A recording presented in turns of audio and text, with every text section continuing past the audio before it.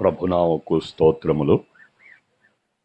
కలువరిలో యేసు దారపోసిన అమూల్యమైన రక్తములో కడగబడి మానవలోకానికి క్రీస్తు ప్రేమను వెదజల్లుచు దేవుని పనిలో అద్భుతంగా వాడబడుతున్న అభిషక్తులు, అనుభవనీయులు, మాకు అత్యంత ప్రియులు, స్థానిక దైవజనునికి కుటుంబానికి, కూడి వచ్చిన దైవ సేవకులకు, దైవ సేవకురాండ్రకు, ఇక్కడున్న ఆర్కెస్ట్రా బృందానికి, మైక్ ఇంజనీర్ వారి బృందాలకు, ఇక్కడ వీడియో తీస్తున్నాడు బాబు వారికి, వారి బృందానికి, ఈ ప్రాంత నాయకులు, పెద్దలు, బాలురు, యవనులు, వృద్ధులు, మీ అందరికీ ప్రభువైన యేసు నామములో శుభాది వందనాలండి. ప్రభు మనల్ని ప్రేమించారు.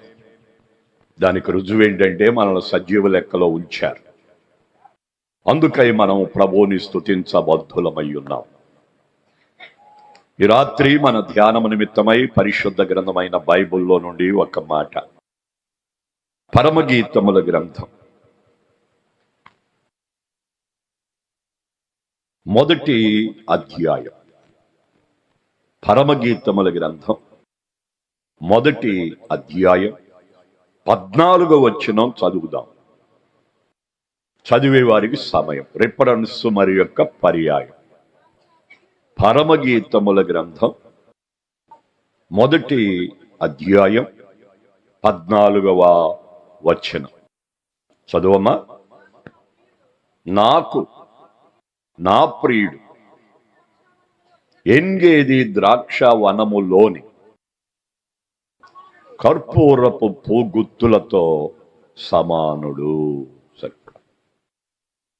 పురుషుల్లో ఎవరైనా చదివేవారు ఉన్నారా బైబిల్? నాన్న వెనక విఐపీలు కుర్చీలో కూర్చున్నారు కదా, మీరెవరైనా పరమగీతముల గ్రంథం మొదటి అధ్యాయం 14వ వచనం.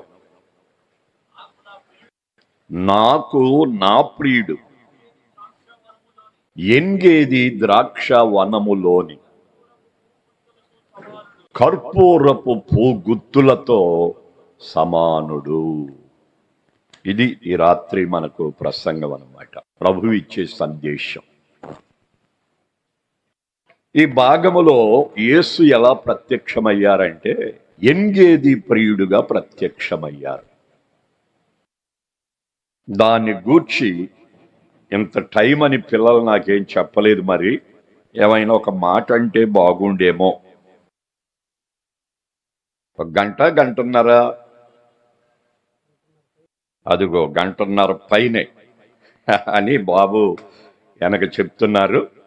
సరే, ఇక పరిశుద్ధాత్మ విషయంలోకి వెళ్ళిపోదాం.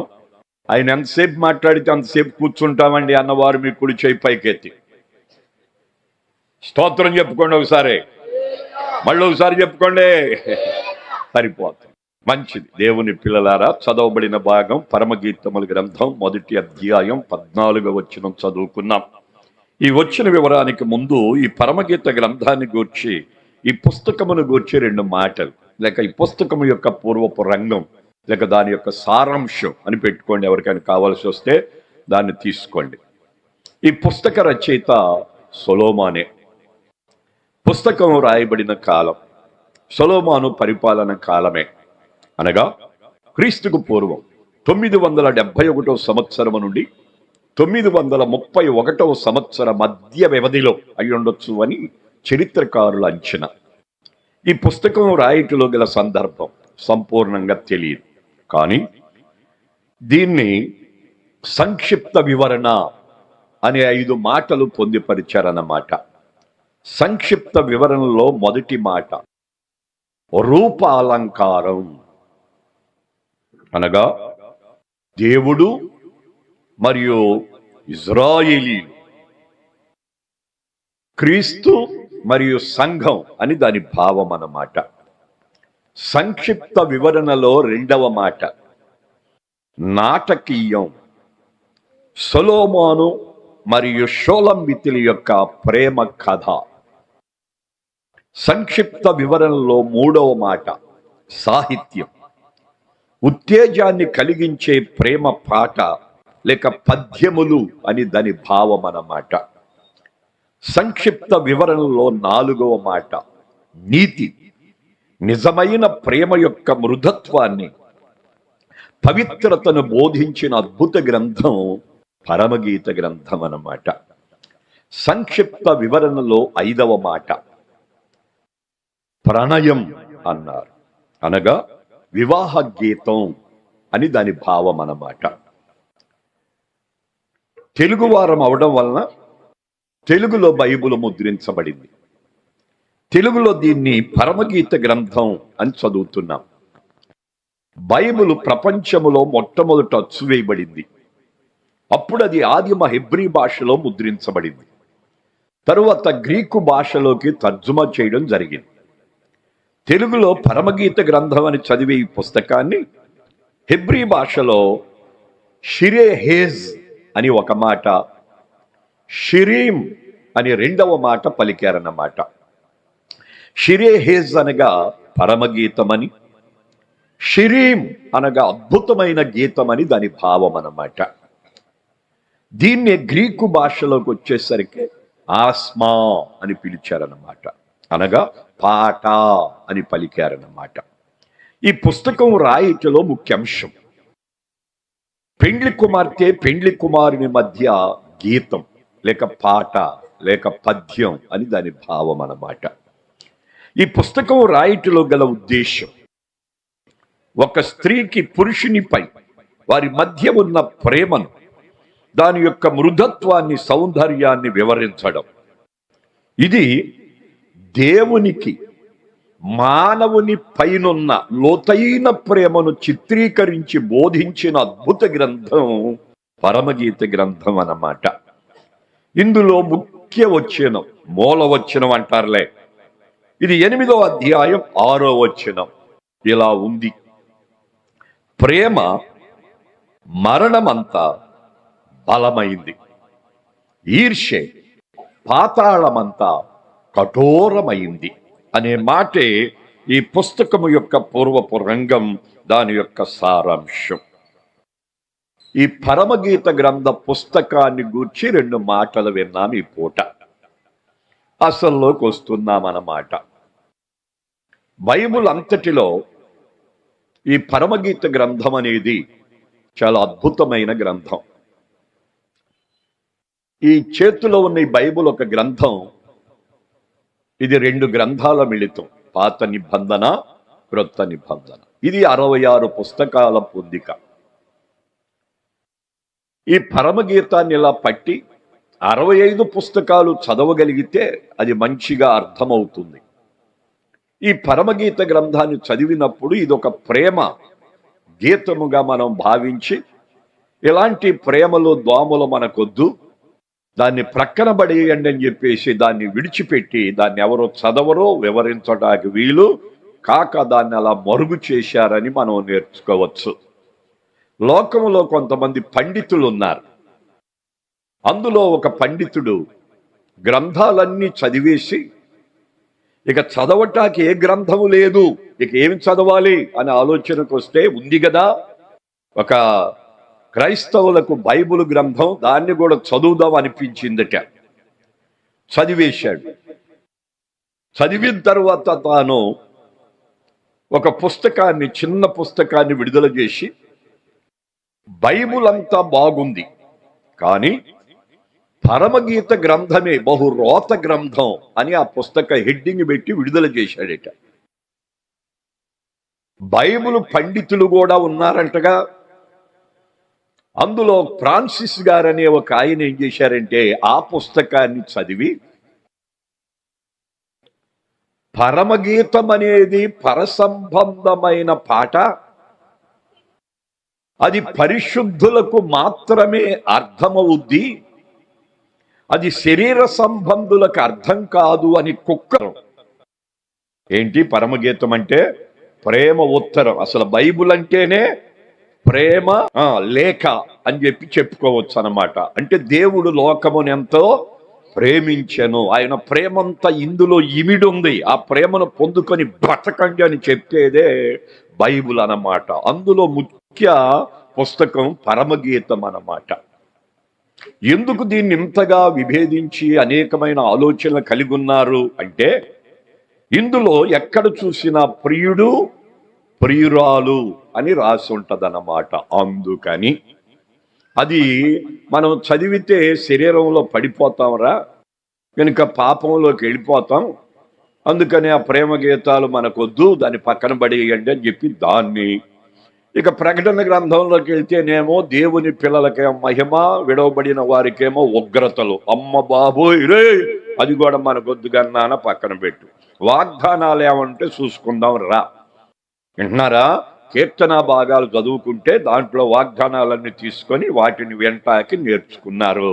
ఇక యేసు ప్రభువు చేసే అద్భుతాల గురించి నేర్చుకుంటారు. కానీ దేవుని ఉగ్రత రాబోతుందన్నా, దేవుడు ప్రేమిస్తున్నాడు, ఆ ప్రేమలో రండి, ఆ ప్రేమలో అతకబడండి, ఆయన రొమ్మును ఆనుకోండి, ఆయన మహిమను అనుభవించండి అంటే ఈ ప్రేమ అనేది లోక సంబంధమైన మాట, అది మనకు వద్దని దాన్ని ప్రక్కన పెట్టారన్నమాట. అయితే అసలు ఈ ప్రేమ ఏంటో ఈ పూట పూర్తిగా పరిశుద్ధాత్మ దేవుడు నీతో మాట్లాడతాడనమాట. ఇక రేపు నుంచి నువ్వు పరమగీత గ్రంథాన్ని కూడా చదువుకొని అందులో ఉన్న మాధుర్యాన్ని గోలే అవకాశం ఉంది అని దాన్ని బట్టి మీకు నేర్పిస్తున్నానన్నమాట. అసలు ప్రియుడు ప్రియురాలు ఒకటి అక్షరార్థంగా నేర్చుకోవాలి ముందు. 2 ప్రియుడు ప్రియురాలు ఆత్మీయముగా కూడా నేర్చుకోవాలి. అప్పుడు గాని దీనికి లోతు మనకు అర్థం కాదన్నమాట. దాన్నే ఈ పూట మీ మధ్యకు తెచ్చానన్నమాట. పరిశుద్ధాత్ముడు నాకు ఇచ్చిన సందేశాన్ని మీకు ఇచ్చి వెళతానన్నమాట. అంటే రమారమి 1 గంటన్నర ఇలాగే కూర్చొని ఉండాలంట. పిల్లలు మాట్లాడుతున్నారు కాబట్టి సండే స్కూల్ టీచర్ ఎవరో వాళ్ళ దగ్గర కూర్చుంటే కొద్దిగా ఈ మాటలు సద్దనుగుతి కాస్త వాక్యం వినే అవకాశాలు ఉంటాయి. అందరూ మళ్ళీ ఒకసారి దేవునికి స్తోత్రం చెప్పుకోండి.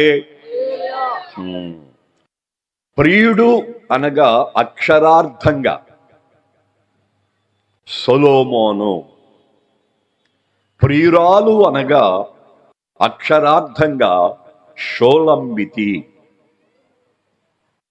ప్రియుడు అనగా ఆత్మీయముగా ప్రభువైన యేసుక్రీస్తు.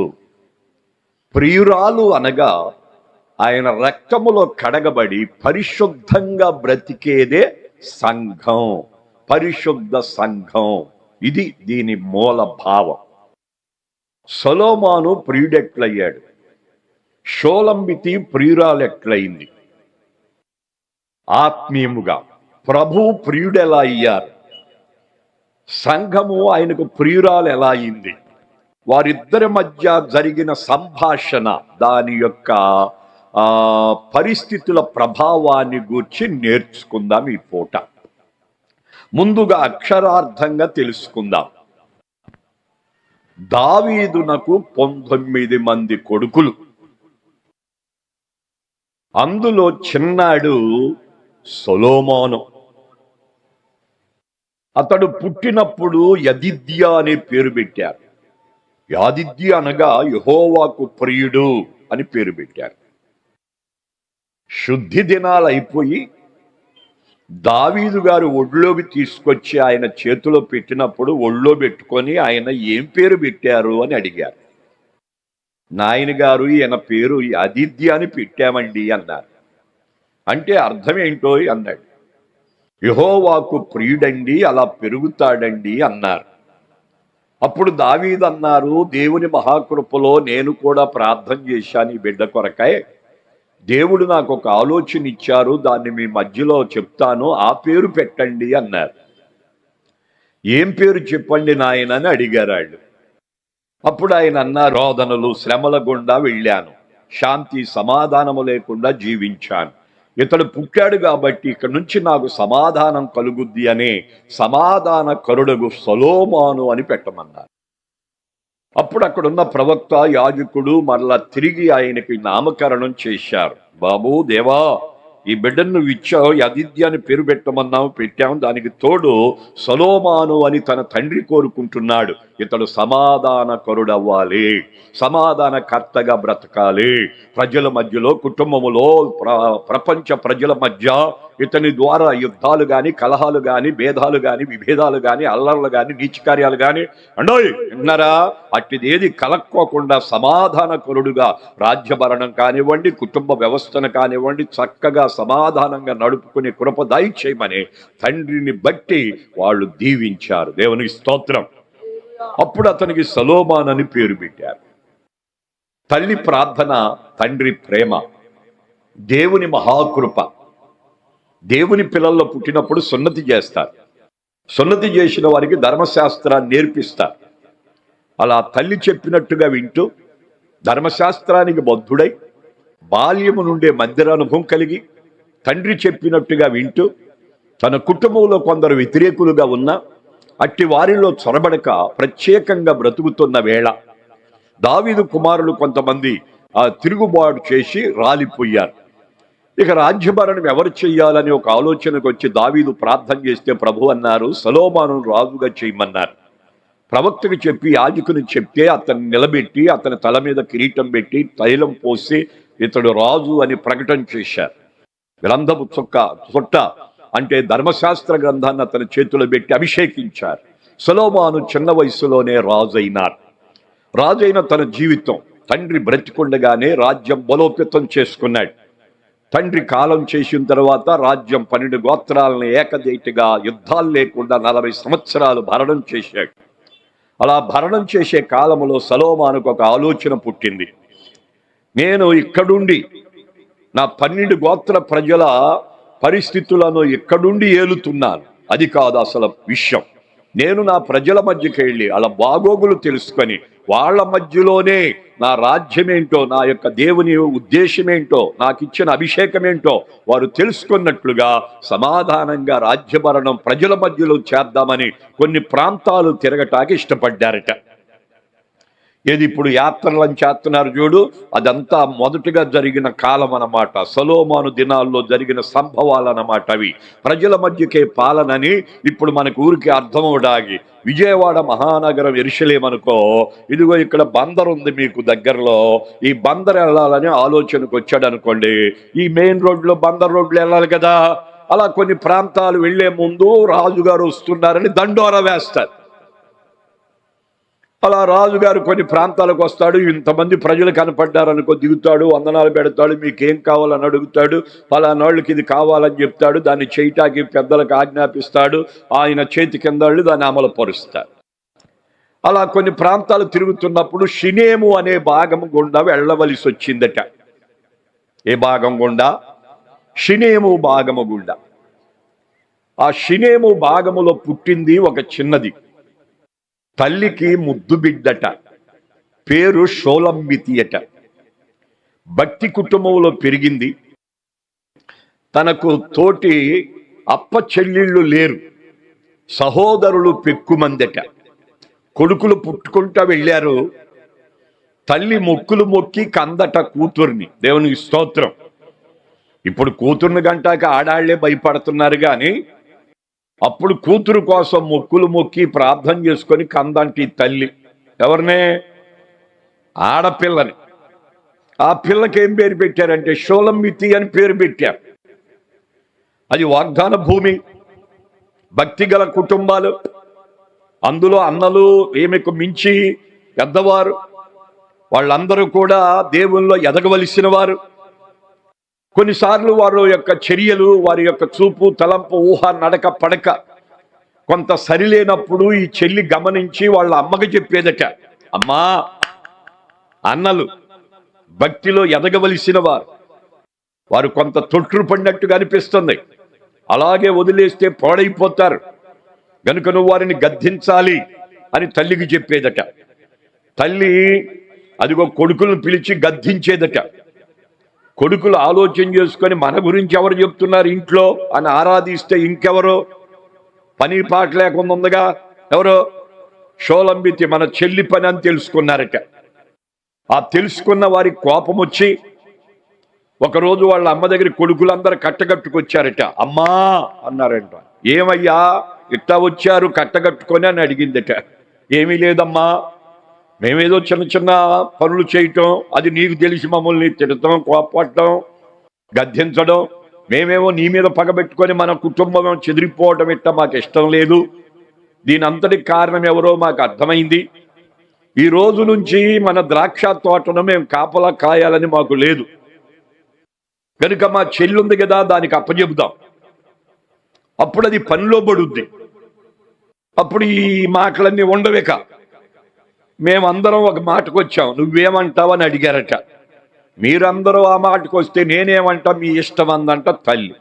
అప్పుడు చిన్నదాన్ని పిలిచి, చిన్నదాని ఇటు రావే, షొలంబితి, ఈ రోజు నుంచి మన ద్రాక్ష తోటను నువ్వే కాపలా కాయాలి, దాని ఫలాలు తీయాలి, నీరు పెట్టాలి, ఏదన్నా చేసుకో, దాని బాధ్యత అంతా నీదే అని అప్పచెప్పారట. దేవునికి స్తోత్రం. ఈ షోలంబితి చాలా సౌందర్యవంతురాలట. దేవునికి స్తోత్రం. అంటే ఈ చిన్నది అన్నల కోపం దాని మీద పడి తన సొంత ద్రాక్ష తోటకి ఏమైందంటే కావలి కత్తి అయిందని రాశాడు. దేవునికి స్తోత్రం. ఏమైంది? తన సొంత ద్రాక్ష తోటకు కావలి కత్తి అయింది. కావలి కత్తి కాదు రోష కత్తి అంట, రోష కత్తి కాదు పని కత్తి అంట, పని కత్తి కాదు శీల కత్తి అంట, శీల కత్తి కాదు అందగత్తి అంట. ఎవరు? ఈ షోలంబితి. అన్ని కత్తులే ఈ పిల్ల. ఆడపిల్ల అంటేనే కత్తి. ఏంటది? మాట్లాడరేంటమ్మా? మీ గురించి చెప్పినా కానీ మీకు చలనం లేకపోతే ఎట్టా? అర్థమైపోయిందా మీకు? ఈ పిల్ల తన సొంత ద్రాక్ష తోట కాపలా కాసుకునే రోజులు. ఏం జరిగింది? ఆ దినాల్లో పశువుల మందలు ఎక్కువ, పొలాల పంట పశువుల వాటితోనే వాళ్ళ జీవనం గడిచేదన్నమాట. అందుకనే పశువులను కాయటానికి కాపరులు ఉండేవారట. ఆ పశువులను కాచి కొంత ఎండవేళ కాపరులందరూ ఒక చోట కూడేవారట. అలాంటప్పుడు కొన్ని పశువులు కొన్ని తోటలు పాడు చేయడం ఆనవాయితీ. ఒకరోజు ఈ షోలంబితి ద్రాక్ష తోటలో పడ్డాయట. ఏంటవి? పశువులు. అవి ఒక భాగాన్ని పాడు చేస్తుంటే గమనించి వెళ్ళి తోలిందట. తోలి ఇంత నష్టం చేసిన ఇవి ఎవరు తోలుతున్నారు వీటినే, దీని కాపరెవరో అని తెలుసుకుందట. ఫలానా వారు అని చెప్పారట. అతని దగ్గరికి వెళ్ళి అతన్ని పిలిచి, బాబు ఈరోజు మీ పశువులు నా పొలంలో పడి ఒక మూల పాడు చేసినాయి. ఇది ఎంత నష్టమో తెలుసా? మొదటిసారి కాబట్టి ఊరుకుంటున్నా, ఇంకొకసారి కనుక నీ పశువులు మా తోటలోకి వస్తే ఊరుకునే పని లేదు అని చెప్పేసి ఒక నిర్ణయానికి వచ్చారు. చెప్పేసిందట అబ్బాయికి. అప్పుడు అతడు కొంత మనసులో బాధ పెట్టుకొని, ఇదేంటిట పశువు అన్నా గడ్డు బోదట, ఒక మొక్క దినో ఒక దేదన్నా తీసి ఇటు రాదు మళ్ళీ, అదేంటి ఇంతకాలం నుంచి మనం దీన్ని మేపుతున్నామే, ఇంతమంది ఇన్ని రీతులుగా మనం మన పశువుల మందలను మేపుకుంటున్నామే, ఏనాడు ఇంత ఇదిగా మనల్ని పిలిచి మనకు వార్నింగ్ ఇచ్చిన వాళ్ళు లేరే, ఈ పిల్లేంటి ఇంత గట్టిగా మాట్లాడుతుంది, దీని అంతు చూడాలనుకున్నారంట వాళ్ళందరూ. అందుకనే బైబుల్లో మాటే మొదటి అధ్యాయం అంతా చెప్తున్నా ఈ పూట మీకు. విన్నారా? అన్నల కోపమేమో మీదబడి సొంత ద్రాక్ష తోటకి కావలి కత్తి అయింది. ఎవరు? పని కత్తి అనుకోపోని. అట్టయితే అర్థమైందేమో. అర్థమైందా? ఇప్పుడు మంద కాపరుల కోపం మీద పడబోతుందన్నమాట. ఒకరోజు సలోమాను గారు ఫలానా దారి నుంచి ఫలానా ఊరికి వెళ్ళబోతున్నాడనే వార్త వినబడిందట. అయితే ఈ గొర్రెల కాపరులందరూ కూడా ప్రజల పరిస్థితులను బట్టి కోపాన్ని అణుచుకుంటున్నారట. ఒకరోజు సలోమాను కొన్ని ప్రాంతాలకు వెళుతున్నాడు అనుకుందాం, గంగూరు నుంచి వెళ్తున్నాడు అనుకుందామా? ఈ గంగూరే షినీము భాగం అనుకోండి. పోని ఆయన యెరూషలేము నుంచి బయలుదేరాడు అనుకోండి. ఈ ఊరోళ్ళందరికీ తెలిసిపోయింది ఏమని? సొలొమోను మహారాజు గారు, దావీదు కుమారుడు, బహు అందగాడు, బహు సుందరుడు, బహు యుద్ధవీరుడు, బహు నైపుణ్యత గలవాడు, అపజయాలు లేనివాడు, సమాధానకరుడు, అతడు యుద్ధాలు లేవు అతని ఏలుబడిలో, చాలా జ్ఞానయుక్తంగా దేవుని కృపను పొందినవాడు, భక్తుడు, జ్ఞానవంతుడు, బలవంతుడు, బుద్ధిమంతుడు, వివేకవంతుడు, విద్యావంతుడు, అన్నిటిలో యోగ్యుడు, పరిపూర్ణుడు, అంతటి అందగాడు రాజ్యభరణం చేస్తూ మన మధ్యకి రాబోతున్నాడు. అక్కడికి వెళ్ళి చూడలేంగా ఎట్టాగో ఇదే పోతున్నాడుగా, సూర్య ఏం పోయిందని ఎవరి కాళ్లే పనులు చేసుకొని రోడ్ల మీదకి ఎక్కారట. అర్థమవుతుందా? మంద కాపర్లకు ఒక ఆలోచన వచ్చింది, ఇప్పుడు పొలంలోకి ఎవరు రారు ఈ రోజు ఇక పనికి. విన్నారా? ఈ షోలంబితి మాత్రం అట్టటాటికి వెళ్దాం, దొరుకుద్ది ఇది పొలంలో అని చెప్పేసి పొలం గట్టు మీదకి వచ్చేసి పురుషులందరూ ఒకరోజు ఆ రోజే ఈ అమ్మాయిని ఏం చేశారు? పట్టేసి కొట్టేయడానికి ప్లాన్ చేశారు. అయితే వాళ్ళందరూ కూడా ఆలోచన చేస్తుండగా సొలొమోనుని గురించి దండోరా వేస్తుండగా ఈ రోజు కాదులే తర్వాత చూద్దాంలే అని చెప్పేసి వాళ్ళు కూడా ఎక్కేశారట. వస్తూ ఉండగా ఎవరు పొలంలో కనపట్లేదు, షోలంబితికి అర్థం కావట్లేదు. ప్రజలేమో రోడ్ల మీదకి వచ్చేశారు, కిక్కిరిసి చూస్తున్నారు. ఆయనే వస్తా ఉన్నాడు, దారి పొడుగున చూసుకుంటున్నారు. వందనాలు పెట్టే వాళ్ళకి వందనాలు పెడుతున్నాడు, ఆగవలసిన చోట ఆగుతున్నాడు, తెలుసుకోవలసినవి తెలుసుకుంటున్నాడు, వాహనం ఎక్కి ప్రయాణం చేస్తున్నాడు, ప్రజలందరినీ ఆనందపరుస్తున్నాడు. అలా వెళుతున్న రోజు ఇదిగో ఆ పొలములో నుంచి ఇంకా చివరి నుంచి కొంతమంది పరిగెత్తున్నారట. ఈ షోలంబికి అర్థం కాక, అబ్బాయి రే ఆగు, ఏంటట, ఎవరు రాలేదేంటట, మీరు పరిగెత్తున్నారేంటట, ఏం జరిగిందట అని అడిగిందంట ఆ పిల్లట. అప్పుడు ఆడన్నాడు, అంటే ఇది నీకు తెలియకపోయినా చిన్నదానా, మన రాజ్యాన్ని భరణం చేస్తున్న రాజుగారే సొలొమోను రాజుగారు, ఆ దివ్య సుందరుడు, ఆ మహిమ గలవాడు, ఆ జ్ఞానవంతుడు, దేవుని ద్వారా ఎన్నిక చేయబడిన ఆత్మీయుడు వస్తున్నారట. ఆయన చూడటానికి పరిగెత్తారు, వస్తున్నాడు, మన భాగము నుంచే వెళుతున్నారు అన్నారట. అమ్మా ఇదే ఆ సంగతే, అయ్యో మరి ఆయన అక్కడికి వెళ్ళి చూడలేం కదా, ఏం పోయిందట చూసి వద్దామట అని ఈ పిల్ల బయలుదేరిందట. వచ్చేసరికి ప్రజలందరూ కిక్కిరిస్తున్నారు రోడ్ల మీద. దానికి దారి దొరక్క ఎత్తైన గొట్ట ఒకటి ఉంటే ఆ గొట్ట మీదకి ఎక్కేసి చూస్తుందంట. ఇక సొలొమోను రానే వస్తున్నాడు, ప్రజలందరూ సెంటర్ ఆగిపోయారు, ప్రజలకు ఏం కావాలో అడుగుతున్నారు, చేస్తానంటున్నాడు. మళ్ళీ ఎక్కి వెళ్ళబోయేసరికి తన దృష్టి అటు చూస్తా ఇటు చూస్తా ఈ చిన్న దాని మీద పడిందంట. ఈ చిన్నదేమో నాకులాగా ఎత్తైన స్థలం నిలబడి ఎగిరి చూస్తుందంట. ఆయనేగా చూస్తా ఉండేసరికి అటు చూస్తా ఇటు చూస్తా ఆయన దృష్టి దీని మీద పడింది. ఎవరో చూడ చక్కని చిన్నది, నన్ను చూడాలని ఆశపడతాంది అని చెప్పేసి వాహనం దిగి వస్తుంటే ప్రజలు దారేస్తున్నారంట. ఇదేంటట, నా వైపే వస్తున్నట్టుంది ఏంటట, నా కోసమేనా ఏంటట, అమ్మోయ్ అని దూకి పరిగెత్తిందట. ఈయన మళ్ళీ వాహనం ఎక్కి వెళ్ళిపోయాడు, వెళ్ళి పడుకున్నాడు, ఆలోచన చేస్తున్నాడు, ఫలానా ప్రాంతానికి ఇది చేయాలి, ఫలానా ప్రాంతానికి అది చేయాలి, ఆలోచనకు వచ్చేసాడు. అప్పుడు మెదిలిందంట మదిలో ఆ చూడ చక్కని చిన్నది. నేను చూడాలనుకుంటే నన్ను చూసి భయపడి పారిపోయింది. రే ఎవడెక్కడ అనేసరికి కొంతమంది వచ్చి నిలబడ్డారు. మనం వెళ్ళామే షినేము భాగం, అక్కడ ఒక చిన్నది నన్ను చూసింది, దాన్ని నేను చూడాలనుకుంటే పారిపోయింది. ఆ పిల్ల ఎవరో, వాళ్ళ కుటుంబాలు ఏంటి, వాళ్ళ వంశం ఏంటి, వాళ్ళ భక్తి ఏంటి, వాళ్ళ నీతి, రే వాళ్ళ సంగతి మొత్తం నాకు తెలియాలన్నాడంట ఆయన. అదంతసేపు సార్ అన్నారంట వాళ్ళు. రానే వచ్చారు, వేగుల వారు తిరిగారు, కుటుంబం గురించి తెలుసుకున్నారు, ఆ చిన్నదాని గురించి తెలుసుకున్నారు. ఆ చిన్నది తన అన్నల కోపం మీద పడి తన సొంత ద్రాక్ష తోట కావల కత్తి అయిందంటండి. పొలములో ఉంటది, పగలైతే రాత్రి ఇంటికాడ ఉంటదని చెప్పారంట. అప్పుడు అన్ని తెలుసుకున్న సొలొమోను గారు, నేను రాజుగా వెళితే భయపడి పారిపోద్దది కనుక ఇది కాదు అసలు. ఆ చిన్నదాన్ని నా వశములోకి చేసుకోవాలంటే నేను చేయాల్సిన పని ఏంటంటే రాజవస్త్రాలు తీసేయాలని తీసేసి ఒక సామాన్యుని వలె పంచిగట్టి, ఏమండి వింటున్నారా, తలకొక తుండు చుట్టి, వింటున్నారా, పైన ఒక గొంగళి అంటే మీకు నల్ల దొప్పటొకటి వేసుకొని, ఏంటి ఒక కొంకి కర్ర పట్టుకొని ఒక గొర్రెల కాపరిగా బయలుదేరాడంట మా నాయుడు. ఇక్కడ షినేము ప్రాంతంలో దిగాడు, అడుగుతున్నాడు, ఇదిగో షినేమియురాలు, ఆ పిల్ల పేరు షోలంబితి, తన సొంత ద్రాక్ష తోట కాపలా కాసుద్దట, ఎక్కడా తోట అని ఆరా తీస్తున్నాడు. ఈలోపు మంద కాపరులందరూ కూడి ఉదయకాలమునే వెళ్ళి నీరు పెట్టుకుంటున్న చిన్నదాన్ని పట్టి వారి కోపం తీరి అంతగా కొట్టి కొర ప్రాణంతో పడిపోయిన దాన్ని వదిలిపెట్టి పోటాకి ఇష్టం లేక చంపేద్దామని కోరుకొని ఒక చెట్టు గట్టి చుట్టూ పుల్లలు పేర్చి నిప్పంటిచ్చి ఆ సెగకు కాలిపోద్దరా, పదండి పోదామని ఎటోళ్ళట్టు పరిగెత్తారట. ఈ సొలొమోను రాజేమో గొల్ల పిల్లవాడు వలె, గొర్రెలు కాచుకునేవాడు వలె అడుగుతున్నాడు, షోలంబితి పొలం ఎక్కడా అని. అక్కడాళ్ళు తెలిసినోళ్ళు చెబుతున్నారు, అదుగో ఆ చెట్టు దగ్గరేనని. ఆ వైపుకు దిగి వెళుతున్నాడు రాజుగారు మారువేషములో. అక్కడ ఈమెను కొట్టి చెట్టు కట్టి మంట పెట్టి ఇక చచ్చిపోద్ది, పదండి ఎవడన్నా చూస్తే మన మీదకి వస్తుంది, బూడిదైపోద్ది, అది వెళ్ళిపోదామని ఎటోళ్ళు అవి చెదిరిపోయి పారిపోయారట.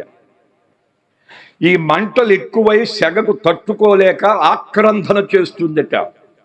కాపాడండి, రక్షించండి, బ్రతికించండి, సహాయపడండి, రండి, ఎవరైనా ఉంటే కాపాడేవారు రండి, రండి, కాపాడండి అని ఆక్రందన చేస్తుందట. మరణ పడక, మరణ సమయం అది. అప్పుడే ఆ చిన్నాడు పొలంలో పడ్డాడు. ఎక్కడో ఏదో స్వరం వినపడుతుంది. ఎక్కడై ఉంటుంది, ఎవరై ఉంటుంది, ఏ స్వరం అయి ఉంటుందని గ్రహిస్తే అది మామూలుగా సంతోష స్వరం కాదట. దుఃఖముతో వచ్చి ఆపదలో ఉన్నవారు ఆక్రందన చేసే స్వరముగా జ్ఞాని కాబట్టి గ్రహించారట. గ్రహించిన వాడు ఎవరో, నా దేశంలో ఎవరో ఆపదలో ఉన్నారు, ఎవరో నా యొక్క ప్రజల్లో ఎవరో బాధతో ఉన్నారు, ఎవరో కొరప్రాణంతో ఉన్నారు. నేను వచ్చిన పని ఒకటి, ఇప్పుడు జరిగింది ఒకటి, అయితేయింది, ముందు ఈ ఆపద ఏంటో తొలగించేద్దాం, చేయగలిగితే చేసేద్దామని ఆ శబ్దం వైపు పరిగెత్తితే ఎవరో ఒక వ్యక్తి చెట్టు కట్టబడి పుల్లల మంటలు ఎక్కువైపోయి ఆ సెగకు బాధతో అరుస్తున్న మనిషిని చూచాడు. మంటల్లో దూకేశాడు, గబగబా కట్లొప్పు తీశాడు, ఆ గొంగలి చుట్టేశాడు, బయటికి వచ్చినదాన్ని విసిరేశాడు. మంటల్లో నుంచి అయినా కూడా దూకి బయటపడ్డాడు. దేవునికి స్తోత్రం. పట్టం చిన్నదటు, చిన్నోడిటు. నేను కాపాడింది ఎవరిని అని ఈయన అటు చూశాడట. నన్ను కాపాడింది ఎవరు, తన ప్రాణానికి లెక్క చేయకుండా అని ఆయమ్మ ఇటు. అంతే, ఒకేసారి ఇద్దరు చూసుకున్నారట. అక్కడ రాసిన మాట, ఒక్క చూపుతో నీవు నన్ను వశపరుచుకున్నావు అని రాశాడు. ఈయన కనిపించిందంట, నేను ఏ పిల్ల కోసం వచ్చానో ఆ పిల్లగా ఈ పిల్ల. ఆహా, దీన్ని నేను కాపాడుకున్నాను కాబట్టి ఇక నాదే ఇది అని ఈయన. అర్థమవుతుంది పూట. ఆ పిల్ల అనుకుంటుందంట, ప్రాణము లెక్క చేయకుండా మంటల్లో దూకి నా ప్రాణాన్ని కాపాడాడు కాబట్టి నేను బ్రతికుంటా, కారణం ఈయనే, గనుక ఈయనే నాకు ప్రియుడు అని ఆ రోజు పుట్టిందంట వాళ్ళిద్దరికి. ఏంటది? ప్రేమ. ప్రేమ అంటే ఆనాడే కాదు, ఈనాడు కూడా చిన్నపిల్లల దగ్గర నుంచి 70 సంవత్సరాల ముసలోడు దాకా ఇదేనంటగా. ఆ ఊరికే మీరు ఏంటో పెద్ద వింతగా చూస్తుంటే నా అంక ఇదే చిట్టాటి చెబుతారా వాక్యం కూడా అన్నట్టుగా. ఊరికి అర్థం అవడా చెప్తున్నా మీకు. అక్షరార్థంగా ప్రియుడేంటో ప్రియురాలేంటో చెప్పాను మీకు. ఇప్పుడు ఆత్మీయంగా రాబోతున్నాను, జాగ్రత్తగా వినో. అందుకనే శరీరం పనిచేయకూడదు ఇక్కడ. అందుకే 1 గంట ప్రార్థన చేశాం అక్కడ. మొత్తం దేవదూతల ఘాటు ఉంది ఇక్కడ. ఆయన వశంలోకి వచ్చేసాం అక్కడ. ఇక మెడ తిప్పటం, కల దిగటం, పైకి లేవటాలు లేవు అక్కడ. మొత్తం అనిశేషి ఉంచుతాడు ఇక్కడ. అందుకని నీ చెవులు పెద్దవి చేసుకో. ఈ పూట లోతుగా వెళుతున్నాం, జాగ్రత్తగా లోపలికి తీసుకో. దేవునికి స్తోత్రం. మామూలుగా నీ వదిలేమాక, లోపలికి పోని. దేవునికి స్తోత్రం. ఎక్కడికి? లోపలికి పోనివ్వండి. ఇప్పుడు అక్షరార్థంగా ప్రియుడెవరు? సొలొమోను. ప్రియురాలు ఎవరు? సోలంబితి. అందుకనే ప్రియుడంటాడు, నా ప్రియురాలా, సఖి, ప్రాణీశ్వరి, నన్ను ఏలుదానా, నీకు మించినది ఎవరున్నారు ఇక్కడ? పావురమా, నా సఖి, సౌందర్యవంతురాలా, నీ జుట్టు, నీ కళ్ళు, నీ ముఖం, నీ ముక్కు, ఇవన్నీ వర్ణన. ఇదంతా వింటున్నారా? అదంతా మహిమతో కూడిన వర్ణన. అది ఆత్మ సంబంధంగా తీసుకోవాలి. ఈ పూట అర్థం చేసుకో ఈ మాట. ఆమె తక్కువ తిందా? నా ప్రియుడా, నా ప్రాణ ఈశ్వరి, నన్ను కాపాడిన వాడా, నువ్వు 10,000 మందిలో నిన్ను గుర్తుపట్టొచ్చు అని ఆ పిల్ల పాడుతుంది. దేవునికి స్తోత్రం. అంటే ఒకరినొకరు వర్ణించుకున్న వర్ణనే పరమ గీతం. ఇప్పుడు అక్షరార్థంగా వీళ్ళ ప్రేమ ఇట్లా వచ్చి ఒకరినొకరు గౌరవపరుచుకుంటూ పలికిన మాటలు అవి. ప్రేమలో పడినప్పుడు వాళ్ళిద్దరూ కూడా మాట్లాడుకున్న మాట. ఇప్పుడు ఆత్మీయంగా తీసుకొస్తున్నాం దీన్ని. ప్రియుడు అనగా ప్రభు అయిన యేసు క్రీస్తు, ప్రియురాలనగా ఆయన రక్తములో కడగబడిన పరిశుద్ధంగా బ్రతుకుతున్న సంఘం. ఆయన ప్రియుడెట్లయ్యాడు, సంఘం ఆయనకు ప్రియురాలు ఎట్లయింది, ఈ వాక్యం కూడా తెలుసుకో. దేవునికి స్తోత్రం.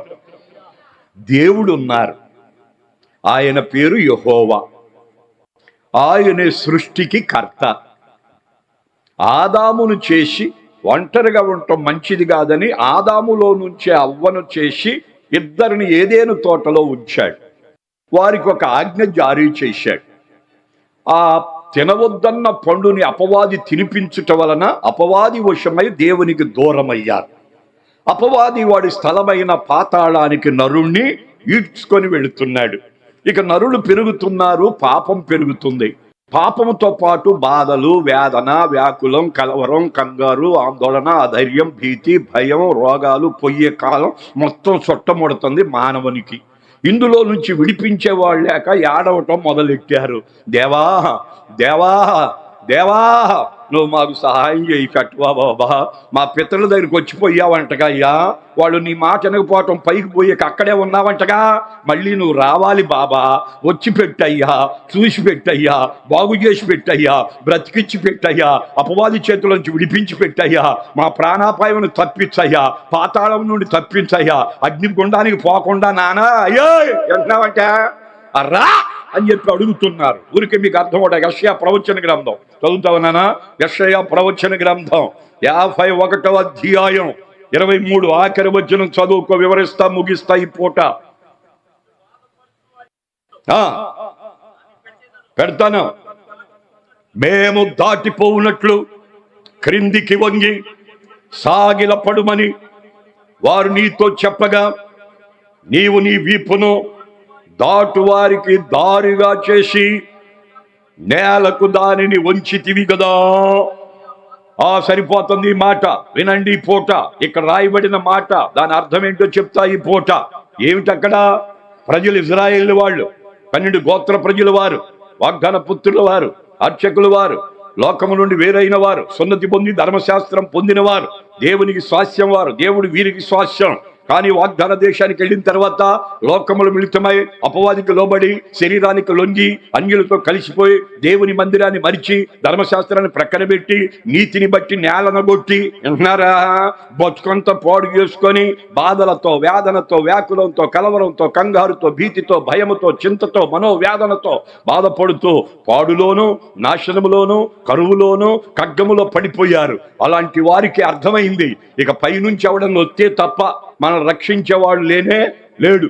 ఈ భూలోకములు ఉన్న వారందరిని పిలుస్తున్నాం, వాళ్ళు మనతో కలిసిపోయి మనతో వాళ్ళు కూడా పాతాళానికి వచ్చేస్తున్నారు. కనుక ఇక మనకి భూలోకంలో మనం రక్షించి, విడిపించి, తప్పించి, బలపరించి, బ్రతికించి బాగు చేసేవాడు ఎవడో లేడు. ఈ అపవాది మనల్ని నలగొట్టి అపవాది స్థలమైన పాతాళానికి ఈడ్చుకుపోతుండగా ఈ అపవాది శక్తిని కూల్చి పాతాళ మార్గం మళ్లించి అగ్నిగుండాన్ని తప్పించి మోక్షములో చేర్చగలవాడు కావాలి. కనుక నానా, మా పితరుల దినాల్లో దిగొచ్చినట్టుగా ఒక్కసారి మమ్మల్ని క్షమించి కరుణించి దిగిరాబోగడదా బాబా అని ఏడిస్తే దేవుడు పరలోకములో ఆలోచన సభ ఏర్పాటు చేశాడు. మన రూపంలో చేయబడిన నరుడు అపవాదికి లోబడి అసత్యములకు వెళ్ళి అపవాది స్థలమైన పాతాళానికి వెళ్ళిపోతున్నాడు. అపవాది శక్తిని కోల్చాలి, అపవిత్రతను తొలగించాలి, అబద్ధము నుంచి మళ్లించాలి, సత్యములో వారిని స్థిరపరచాలి, నిత్యత్వానికి వారిని మార్గం చూపించాలి. ఎవరు వెళతారు అని అడిగారట.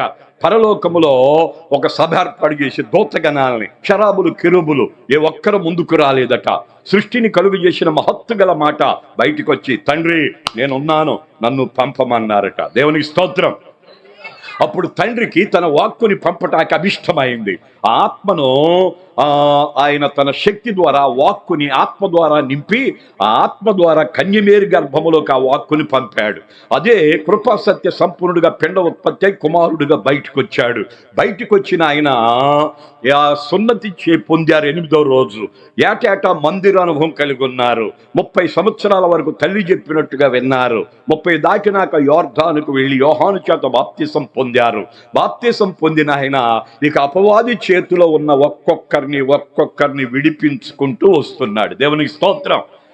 పరలోకపు బోధ చేయటం, బోధతో సాతాను మార్గము నుంచి మళ్లించి మోక్ష మార్గములో నిలపటం, రోగులుగా ఉంటే బాగు చేయటం, దెయ్యం పట్టిన వారిని విడిపించటం, చచ్చిపోయిన వారిని లేపటం, ఇవన్నీ కూడా బాధతో, వేదనతో ఆక్రందన చేశారు. ఏమన్నారు అక్కడ? మనం చదువుకున్న భాగంలో ఇక్కడ ఏం కేకేశారు?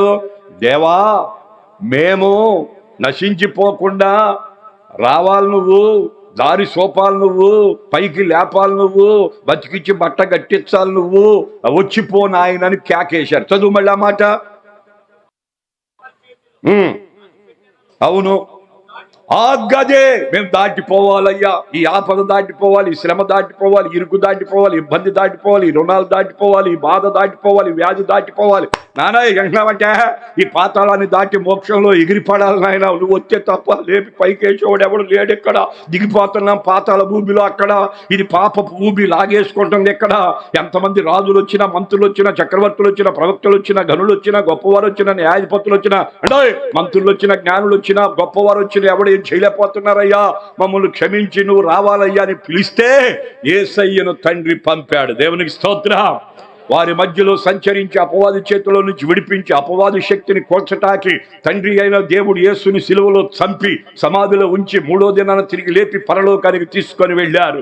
ఆ ప్రభువు వారు చేసిన త్యాగాన్ని తెలుసుకొని విడిపించిన వారందరూ కూడా ఆయన మహిమకై సిద్ధపడుతూ ఆయన సాక్షులుగా బ్రతుకుతున్నారు.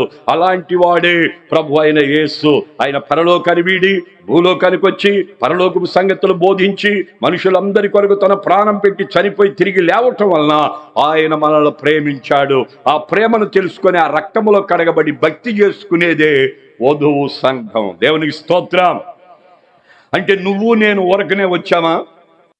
ఏదో బాధ, ఏదో వేదన, ఏదో వ్యాధి, ఏదో సమస్య, ఏదో చిక్కు, ఏదో చికాకు, ఏదో పరిస్థితుల ప్రభావాల మార్పు. ఇక అన్ని దారులు మూయబడితే ఒక దారి అంటగా, అన్ని దిక్కులు మూయబడితే ఒక దిక్కు అంటగా. ఏ దిక్కది? దేవుడే దిక్కంటగా. అప్పుడు వస్తే ఏడిస్తే ఆయన బతికిచ్చి బలపరిచి గట్టేసి నెట్టి పైకి నిలబెడితే అట్టా భక్తి చేసుకుంటా ప్రభువా నువ్వే ఇక దేవుడు, నీకు మించిన వాడు ఎవడెక్కడా, ఇక నీకు తప్ప ఎవడో లేడక్కడ, కనుక ఇక మమ్మల్ని కాపాడుకో ఎక్కడా, ఇక్కడ నరకం తప్పించేసి మోక్షానికి లాక్కుపో అక్కడ, వచ్చేస్తానంటున్నావు తొందరగా వచ్చే ఎక్కడా అని చెప్పేసి కాసుకొని ఉన్నాను చూసావా. అదనమాట. ఆయనేమో ప్రాణం పెట్టి ప్రియుడయ్యాడు. మన ప్రాణాపాయములో ఆయన రక్తములో కడగబడి రక్షణ పొంది బతికి బట్టగట్టి మనం ఆయనకి ప్రియురాలమయ్యాం. ఇప్పుడు అందుకనే ఇక్కడ షోలంబితి అనే చిన్నదానితో ప్రేమ కలాపాలు సాగిస్తున్న రాజుగారు వచ్చిపోటానికి వీలు పడక అంటే ఈ పిల్లని తీసుకొచ్చేయండి రా, కోట్లో గదిలో పడేయమన్నాడంట. తీసుకెళ్ళి గదిలో పెట్టారు ఈ పిల్లని. ఈ పిల్లని రెడీ చేయడానికి కొంతమంది యెరూషలేము కన్యకలు పోగుబడి లోపలికి వచ్చారు. మాయ్ నువ్వు రెడీ అవ్వు, ఈరోజు రాజుగారు నిన్ను కోరుకున్నాడు, నీకు పెళ్లి, నువ్వు రాజు భార్య అవుతున్నావు, పట్టపు రాణి అవుతావు, రెడీ అవ్వు అన్నారంట. ఎవరిని? ఈ షోలంబితి. అప్పుడు షోలంబితి కోప్పడి, ఎవరే మీరు, అసలు మీరు రాజు ఎవడో, అసలు మీరెవరో, నన్ను ఎక్కడికి దాటం ఏంటి, నన్ను రెడీ అవ్వమంటారంటే నేను పెళ్లి చేసుకోవటం ఏంటి, నాకొక ప్రియుడున్నాడు, అతడు నావాడు, నేను అతని దానను, అంతేగాని రాజు మంత్రి అధికారి గొప్పోడు గొనోడు అద్దగాడు ఎత్తుడు రాజు అయితే ఎవడికే అని చెప్పి లేచింది పిల్ల. ఇక వీళ్ళందరికీ ఆశ్చర్యం అయిపోయింది. ఇదే అంటే ఎంతో మంది రాణీలు అవ్వాలని కాసుకొని ఉంటే ఆయనే కోరుకొని నిన్ను రాణిగా చేయమని మమ్ములు పంపితే సిద్ధపడవే అని చెబుతుంటే నీకు అర్థం కావట్లేదంటమ్మాయా, ఎందుకని ఇట్టక నువ్వు అట్టగా వ్యతిరేకిస్తున్నావు, నేను చెప్పినట్టు మా పట్టపు రాణి అవుతావే నువ్వు అని చెబుతున్నారంట. ఈ రాజు నాకొద్దు, మీ పట్టపు రాజరకం నాకొద్దు, రాణి నేను అక్కర్లేదు, నా బతుకు నాకు చాలు, నా పొలం నాకు చాలు, నా ప్రియుడు నాకు చాలు, నన్ను వదిలిపెడితే పోతానందంట ఆ పిల్ల. అప్పుడు అడుగుతున్నారు వాళ్ళు, అమ్మాయో ఏమే అసలు ఏమన్నా, అబ్బా వేరు ప్రియులు కంటే మా ప్రియులు కంటే నీ ప్రియుని విశేషం ఏంటి అని అడిగారట. దేవునికి స్తోత్రం చెప్పి ఇప్పుడు గట్టిగా చప్పళ్ళు కొట్టి ఒకసారి గంభీరంగా స్తోత్రం కూడా చెప్పొచ్చు, చప్పళ్ళు కొట్టవచ్చు, స్తోత్రం చెప్పొచ్చు. ఇంటి దగ్గర అయితే పోట్లాడుతానే చెయ్యి కూడా ఊపుతారంటగా, అవసరమైతే కాలు కూడా ఆడిస్తారంటగా, అక్కడేమో 3 చేస్తారు, ఇక్కడ 1 కూడా జరిగి ఎందుకన్నట్ట. స్తోత్రం చెప్ప విని పూట అర్థం కావాలన్నమాట. పరమగీతం ఏంటో నీకు పూర్తిగా అర్థమవుతుంది కదా, అర్థం చేసుకెళ్ళిపోట. కనుక ఏమడుగుతున్నారు వాళ్ళు? యెరూషలేము కన్యకలు వచ్చారు, పోగుబడ్డారు, నిన్ను సిద్ధం చేయమన్నారమ్మాయి, నువ్వు రాణిగా మేము రెడీ చేస్తాం, నీకు పెళ్ళి వైభవంగా జరుగుద్ది, రాజుగారి పక్కన సింహాసనాశీనురాలు అయి కూర్చుంటావు, మన భూభాగ 12 గోత్రాలను ఏరుతావు పిల్ల, రెడీ అవ్వమ్మా అని అడుగుతున్నారు వాళ్ళు. ఇప్పుడు ఈ పిల్ల అంటుంది ఆ రాజు ఎవడు, అసలు మీరెవరే, ఏంటి ఇక్కడ, నన్ను వదిలిపెట్టండి పోతా, అక్కడ నాకు ఒక ప్రియుడు ఉన్నాడు, ఇక్కడ నా ప్రాణాన్ని కాపాడాడు, అక్కడ నేను అతని దానను, అతడు నావాడు, మీరు చెప్పిన మాట నేను వినను అని చెప్పి అడిగారు. చెప్పేసి అప్పుడు వాళ్ళు అడుగుతున్నారు, ఇదేంటి ఎంత పిచ్చ నీకు, వేరు ప్రియుల కంటే మా ప్రియుల కంటే నీ ప్రియుని విశేషం ఏంటమ్మాయి అని అడిగారు షోలంబీచిని. అప్పుడు మొదలెట్టింది ఆ పిల్ల, చదువుకున్నాం కదా ఇందాక మాట, మళ్ళీ ఒకసారి చదువుకో ఈ పూట. నాకు నా ప్రియుడు ఎంగేది ద్రాక్ష వనములోని కర్పూరపు పూగుత్తులతో సమానుడు. అమ్మాయా, అమ్మాయి నీ ప్రియుడు విశేషం ఏంటని అడుగుతున్నారు కదంటే వినండి బాగా, అమ్మాయి వింటున్నారంటే వినండి. నాకు నా ప్రియుడమ్మాయి ఎంగేది ద్రాక్ష వనములోని కర్పూరపు పూగుత్తులతో సమానుడమ్మాయి అని చెప్పిందన్నమాట. ఈ పూట ప్రభు అయిన యేసు ఎలా ప్రత్యక్షమయ్యారంటే ఎంగేది ప్రియుడుగా ప్రత్యక్షమయ్యాడు. దేవునికి స్తోత్రం. ఏ ప్రియుడు? ఎంగేది ప్రియుడు. చెప్పండి, అందరు చెప్పండి ఈ మాట. ఇదే అనుకుంటే వెళ్ళాలి ఈ పూట. ఏ ప్రియుడైనా ఎంగేది ప్రియుడు. ఎంగేది దాని ఉనికి చెబుతా ఈ పూట. కనుక ఎంగేది ప్రియుడు అంటే అర్థం ఏంటో చెబుతా ఈ పూట. జాగ్రత్తగా విని మూట కట్టుకొని పోయింటికి చెప్పేసి అందరికి ఇప్పి. దేవునికి స్తోత్రం. మళ్ళీ ఒకసారి చెప్పుకో.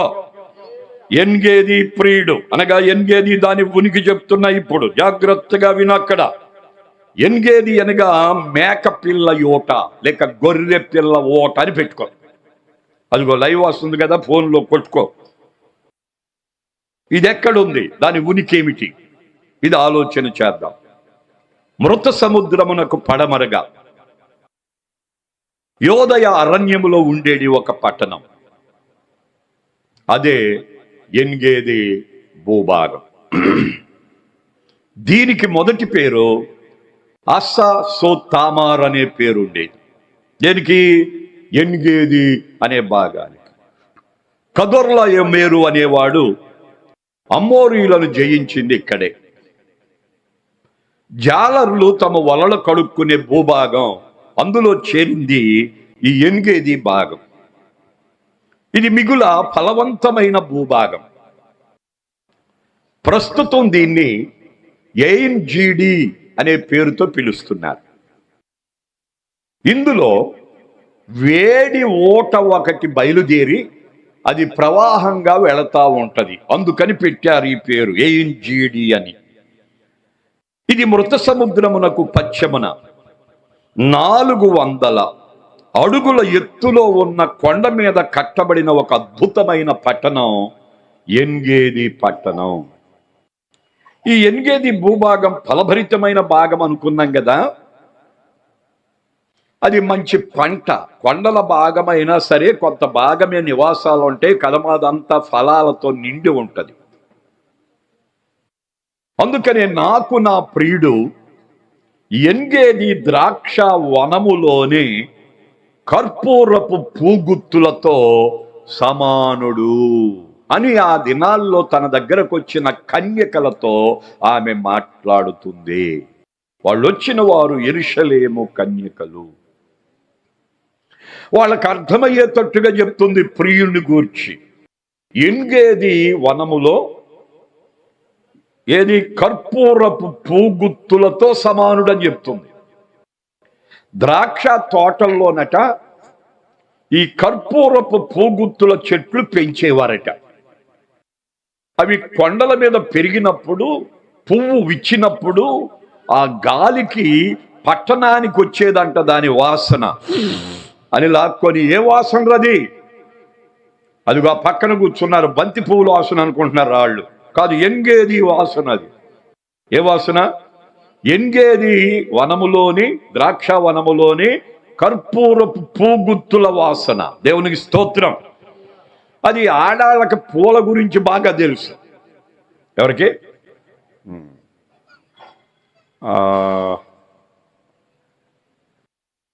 ఒక చెట్టు నుండి కోసిన తర్వాత కొద్దిగా నలిపితే వచ్చుద్దంట, పచ్చగా ఉంటుందంట. ఏంటది తెలుసా మీకు? సంపంగి పువ్వు అంటారు. ఏం పువ్వు? అది ఖరీదు ఎక్కువగా ఉంటుంది, తక్కువగా దొరుకుద్ది కదా. అలా వాసన ఎలా వస్తుందో, సువాసన. ఇప్పుడు మల్లెలు ఉన్నాయి అనుకుందాం, ఆ మల్లి చెట్టు దగ్గర గాలి వచ్చినప్పుడు ఏమొస్తుంది? రాదా?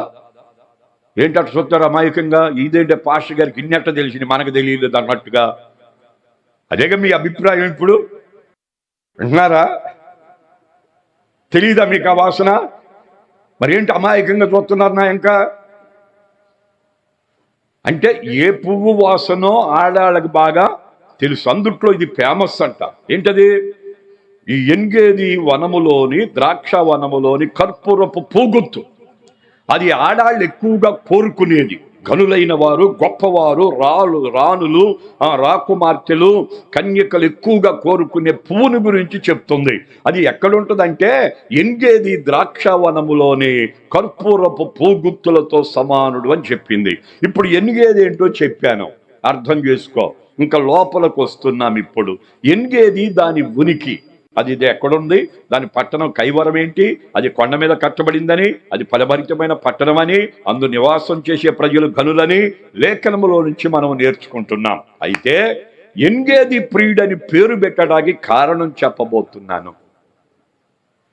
ఎంగేది అనగా 3 విషయాలతో మిళితమైన భాగమట. ఎన్ని విషయాలు? 3 విషయాలు.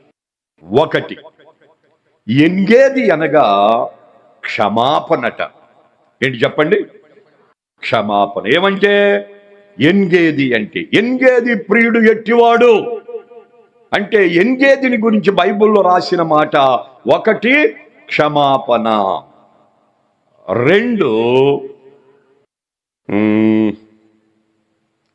ఉపకారం. చెప్పండి, ఉపకారం.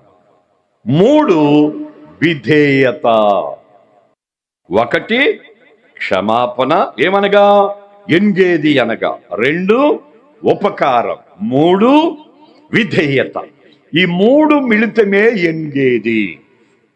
అదేంటి పాస్టర్ గారు, ఎంగేదికి దీనికి ఏమన్నా అసలు సంబంధం ఉందా? ఏం చెబుతున్నావు నువ్వు అన్నట్టుగా చూస్తే నేనేం చేయలేను. దానికి ఒక ఉదాహరణగా మీకు వాక్యమే చూపించి చెప్తాను, అప్పుడైనా మీకు అర్థమవుద్ది. దేవునికి స్తోత్రం, స్తోత్రం. ఎంగేది ప్రియుడు యేసేమై ఉన్నారు? ఎంగేది ప్రియుడు యేసేమై ఉన్నారు? ఎంగేది ప్రియుడు. ఆయన ఆత్మీయంగా ప్రియుడై ఉన్నాడు. ఆ ఎంగేది ప్రియుడు ఎట్టివాడు అంటే, 1 క్షమించేవాడు, 2 ఉపకారము చేయువాడు, 3 విధేయత చూపించువాడు. ఇప్పుడు వినేకనికి పూర్తిగా అర్థం అవడానికి చెప్తారు. దావీదు జీవితాన్ని గురించి చిన్నప్పటి నుంచి వింటున్నారు కదా మీరు. దానియేలు ఎదుగుతున్నప్పుడు గొల్యాతును చంపవలసి వచ్చింది ఇజ్రాయేలీలు. సౌలు రాజ్యభరణం అది. అతడు ఏలుబడిలో వచ్చి సవాల్ చేశాడు. ఇతడు 12 గోత్రాల కబురు పంపాడు. వచ్చిన వాడిని చూసి కత్తి కింద పడేసి చోద్యం చూస్తున్నారు వాడిని. వాడితో యుద్ధం చేయలేక భయపడి, అప్పుడు సౌలు దాన్ని గ్రహించి ఒక దండోరా చేయించాడు. బాబు, మీలో ఎవడైనా సరే వాడిని గనక జయించి తిరిగి వస్తే మీకు రాజ్యములో ఎంత కావాలో అంత, నా కూతురునిచ్చి పెళ్లి చేస్తా, ఎంత చూసుకోండి, కాసుకోండి రా అన్నాడు. అక్కడ ఆ మాట విన్న ప్రజలు వెళ్ళారు, కానీ ఏమీ చేయలేక ఆగిపోయారు. దావీదు వెళ్ళి పట్టాడు, కొట్టాడు, జయం పొంది తిరిగి వచ్చాడు. ఒక ప్రజలు పాట పాడారు.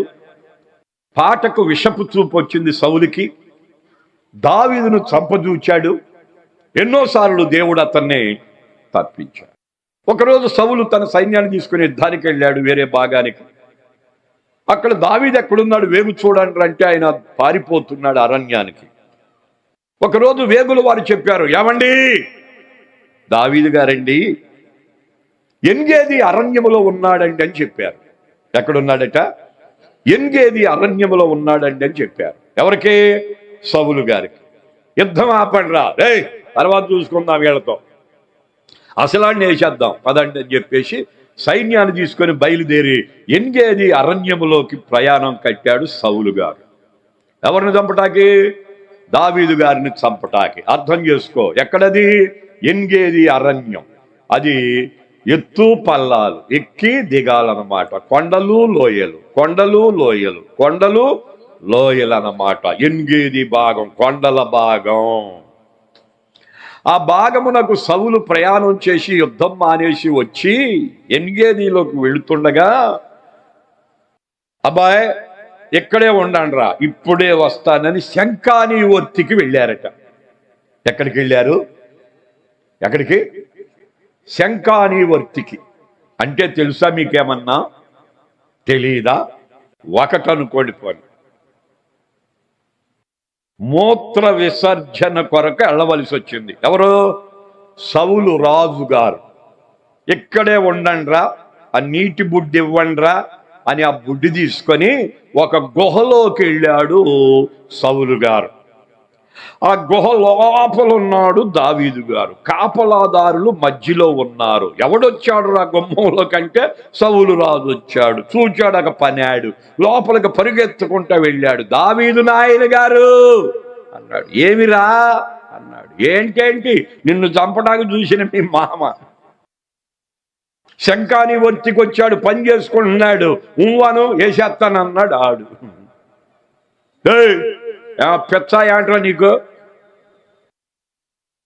నేను సింహాన్ని చంపినోడినిరా, ఎలకబొంటును చంపి పిల్లల్ని కాపాడాను. నేను గొల్యాతును చంపినాడిని, ఫిలిస్తీన్లు 1000 మందిని హతం చేసినాడిని. ఈ సౌలు రాజును చంపలేక ఇక్కడికి పారిపోయి వచ్చాను అనుకుంటున్నారా మీరేంటి? పారిపోయి వచ్చాను మరి అట్లా పెచ్చోళ్ళారా. సౌలు దేవుని చేత అభిషేకం పొందిన భక్తుడురా, ఆత్మ పొందిన ప్రవక్తరా, అన్య భాషలతో మాట్లాడతాడురా, ఆత్మీయుడురా.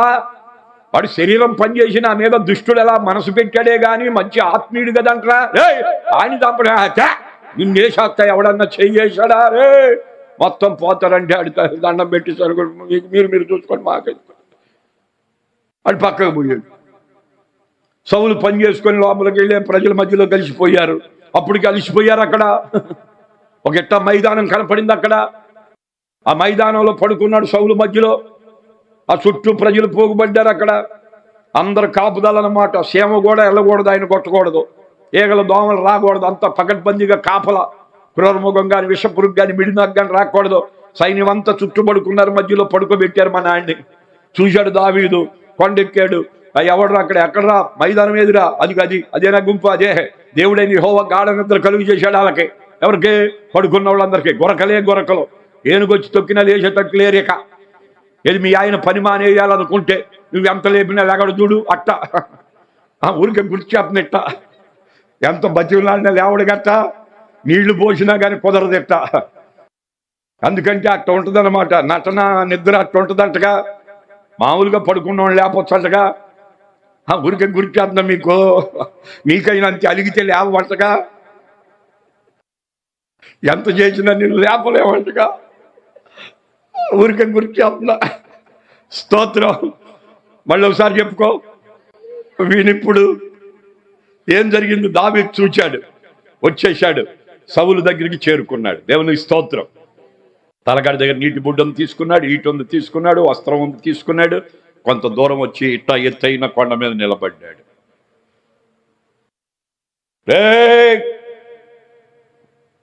అబ్నేరు, సౌలు రాజుకు సేనాధిపతి, లేవరా. మత్తోడా, అరే మందమోడా, అరే బండోడా, అరే మత్తోడా, అరే గొరకలు పెట్టి నిద్రపోయేవాడా, నీకు ఈ పదవి అవసరం అంటరా? రాజుని కాపాడుకోలేని నాయకత్వం నీకు అవసరం అంటరా? చేతగాని చవట అలా లేపాడండి. తుళ్ళి పళ్ళేసాడు. సౌలు కూడా ఎవడు అని ఎవడు మొత్తం లేచిపోయాడు.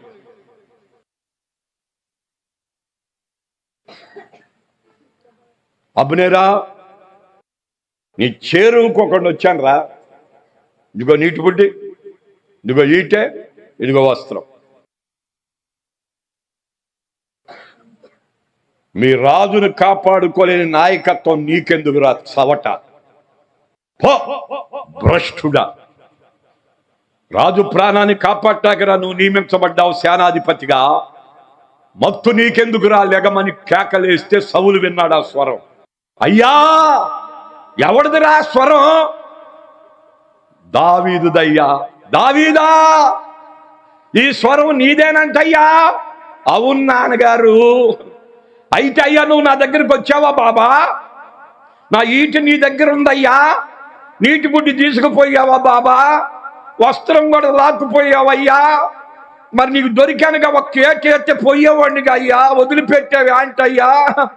అయ్యా నేను నీతిమంతుడు అనుకున్నాను అయ్యా. నేను కాదయ్యా, నువ్వే నీతిమంతుడవయ్యా. దేవునికి స్తోత్ర. నిన్ను చంపాలని ఇన్నిసార్లు ఈటె విరిచి కత్తి పట్టి నెట్టి ఎన్నిసార్లు ప్రయత్నం చేస్తే, ఇంత బాధ పెట్టి నిన్ను ఇంటి దగ్గర కునుకు లేకుండా చేసిన, నీ తల్లిదండ్రులు నీ ఇంటి దగ్గర లేకుండా చేసిన, నీ కుటుంబాన్ని ఇంటి దగ్గర లేకుండా చేసిన, నీ అన్నవారిని ఎవరిని నిద్రపోకుండా చేసి తిండి తినకుండా చేసిన నన్ను దొరికితే వదిలేశావా బాబా? నువ్వు నీతిమంతుడవయ్యా. నీ రాజ్యం స్థిరపడుద్దయ్యా. నీ వంశం దీవించబడుద్దయ్యా. ప్రజల్లో నువ్వు గనుడు అవుతావయ్యా. దేవుని మహాకృప నీకు తోడుగా ఉంటది బాబా. నువ్వెంత దీనుడువా బాబా. నన్ను క్షమించావా నానా? పగలేదా, కోపం లేదా, కక్ష లేదా, భేదాలు లేవా, విభేదాలు లేవా, అల్లరి లేదారా నీలో అంటే అంటాడు, నాయనా నేను ఏనాడు నీ మీద దోషము రేపటం గాని కోపం చూపటం గాని ఇంతవరకు లేదు నానా. నేను దేవునికి భయపడు వాడనయ్యా. అది నువ్వు ఎరుగుదువు కదా బాబా. అదంతా నీకే తెలుసు. దేవునికి స్తోత్ర. ఎక్కడ జరిగింది ఈ సంభాషణ అంతా? ఎన్గేది అరణ్యములో. అర్థమైపోయిందా నీకు? యేసు ప్రభు ఏమై ఉన్నాడు? ఎన్గేది ప్రియుడు. ఎన్గేది అంటే ఏమనుకున్నా? 3 మాటల మిళితం. 1 క్షమించువాడు, 2 ఉపకారము చేయువాడు, 3 విధేయత నేర్పువాడు. యేసు ఎట్టివాడు? ఎన్గేది ప్రియుడు. అంటే ఏం చేస్తాడు ఆయన? క్షమించే ప్రియుడు. దేవునికి స్తోత్రం. ఎలాంటి వారిని క్షమించగలడు ఆయన? ఎంత ఘోర పాపినైనా, ఎంతటి వ్యభిచారైనా, ఎంతటి త్రాగుబోతైనా, ఎంతటి జోతగాడైనా, ఎంతటి మూర్ఖుడైనా, ఎంతటి కఠినుడైనా, ఎంతటి క్రూరుడైనా, ఎంతటి ఆత్మవిధమైన, ఎంత రాడికల్ అయినా, ఎంత నక్సలేట్ అయినా, ఎట్టి వాడనైనా రక్షించగల ఒకే ఒక్క క్షమించగలవాడు నా ప్రభు అయిన యేసు క్రీస్తుని ప్రభు పేర దేవుని సన్నిధిలో ఉండి దైవ సేవకునిగా నీకు నేర్పిస్తున్నాను. క్షమించే ప్రియుడు. ఏ ప్రియుడు? మాట్లాడట్లా మీరు? క్షమాపణ దాని ఉనికి చెప్తా విను. ఈ పూట భూమి మీద పుట్టిన ప్రతి నరుడు ఆదామును బట్టి పాప శరీరాకారంతో పుట్టాడు. అది జన్మ పాపం. పుట్టినవాడు పెరుగుతున్నప్పుడు చూపులో, తలంపులో, ఊహలో, నడకలో, పడకలో పాపం, కర్మ పాపం. చేసుకున్న వాళ్ళకి చేసుకున్నంత. అందుకని సోత్తా ఉన్నారు. చేసుకో, అనుభవిస్తావు లేరా. ఇప్పుడేముంది సోకు? పంచదార లడ్డులాగా జురుకుంటున్నావు కదా, అదంతా కక్కిస్తాళ్లే కానీ అని సోత్తమే కానీ చెప్పేసాడు లేదు అంటగా. అందుకని ఎందుకు అనుకుంటున్నా? చేసుకున్న వాళ్ళకే చేసుకున్నంత అనుభవించాలంటగా. అవి 2 పాపాల ఏలుబడిలో మానవుడున్నాడు. ఈ మానవుని పాపాన్ని క్షమించగల శక్తి ఎవరికుంది? పరలోకముని వీడి భూలోకానికి వచ్చి ఆకాశానికి భూమికి మధ్య రాబడి శరీరమంతా ముక్కలు చేసుకొని రక్తమంతా దారపోసి మానవుడు ఉండవలసిన స్థలములో రక్షకుడుండి ప్రేమను కనుపరిచి ఆయన రక్తమంతా ఆఖరి బొట్టు వరకు దారపోసి చనిపోయి సమాధి చేయబడి తిరిగి లేచిన మృత్యుంజయుడైన పునర్ధన బలవంతుడైన యేసు ఒక్కనికే ఉంది క్షమించే శక్తి అని దైవ సేవకునిగా నీకు గుర్తు చేస్తున్నా ఈ పూట. అందుకని నా ప్రియుడు ఏ ప్రియుడు? ఎన్గేది ప్రియుడు.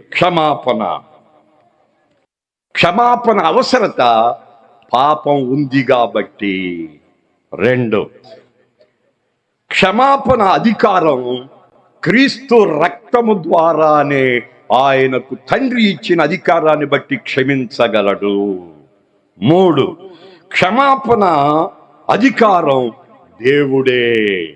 అంటే ఒక వ్యక్తి పాపినని గ్రహించి ఆ పాపాన్ని దేవుని దగ్గరకు వచ్చి నేను పాపిని, నన్ను క్షమించు.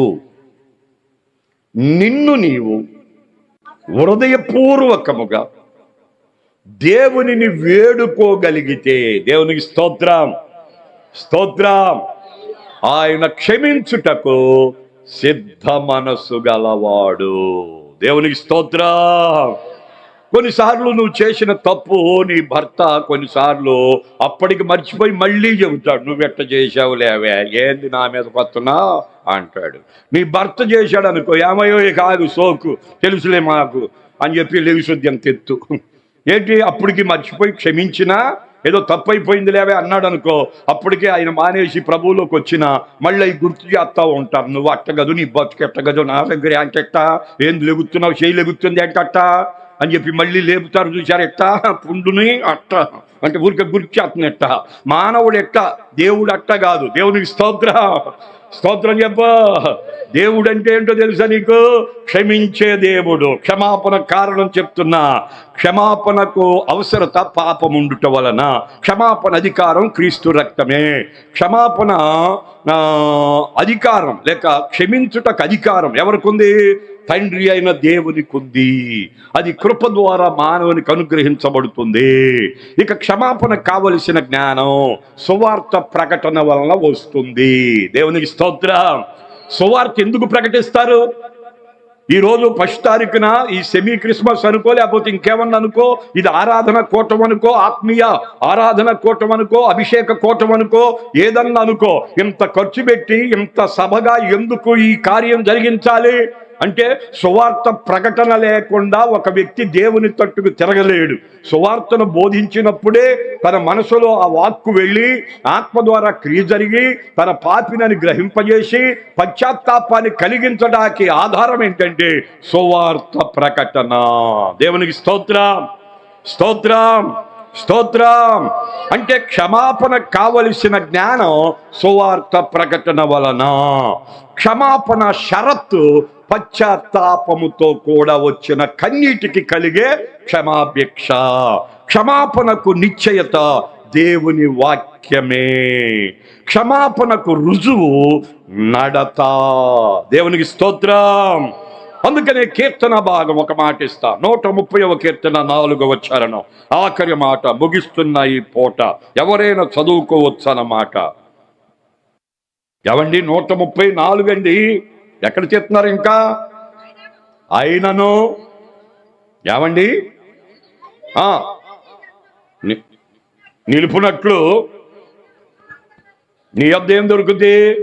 అందుకు రావాలి దేవుని దగ్గరికి. ఏం దొరుకుద్ది ఆయన దగ్గరికి? మీరందరేమో దీవెనలు, ఆశీర్వాదాలు, ఆరోగ్యాలు, అభివృద్ధి, ఐశ్వర్యం, ఇల్లు కట్టుకుంటాం, పెళ్లిళ్ళు చేసుకుంటాం, పిల్లలు బాగా అంటాం, దెట్టంగా తింటాం, ఎట్టా ఉంటామని వస్తున్నారు. దానికి కాదు వచ్చేది. దేనికి రావాలి? దేవుని దగ్గరికి. ఏమండి దేవుని దగ్గరికి వస్తే ఏమొస్తుంది? క్షమాపణ దొరుకుద్ది. దేవునికి స్తోత్రం కలుగును గాక. అందుకని అంత తేటగా రాశాడు అక్కడ. మళ్ళీ చదువుకో ఈ పూట ఇక్కడ. జనులు నీ యందు భయభక్తులు నిలుపునట్లు నీ యొద్ద ఏం దొరుకుతుంది? క్షమాపణ. దేవుని దగ్గరికి వస్తే ఏం దొరుకుతుంది?